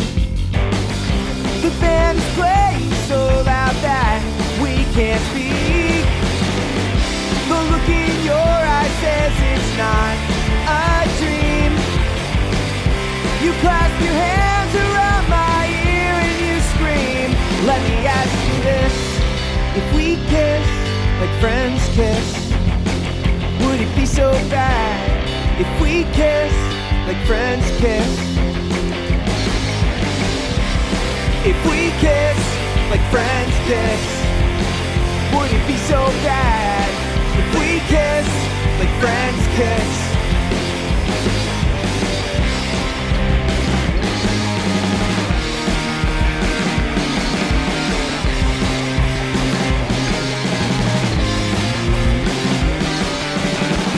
Later in the parking lot so awkwardly, I ask the obvious, you answer honestly. My hopes come crashing down to earth. What's validation even worth? You say hang on, you're hung up on the wrong thing. Let me ask you this: if we kiss like friends kiss, would it be so bad? If we kiss like friends kiss, if we kiss like friends kiss, would it be so bad? If we kiss like friends kiss. It feels pathetic to admit, yes, I've imagined it, but this little detail makes a big difference. You say that you've imagined too, but this is the best that you can do. Just when I think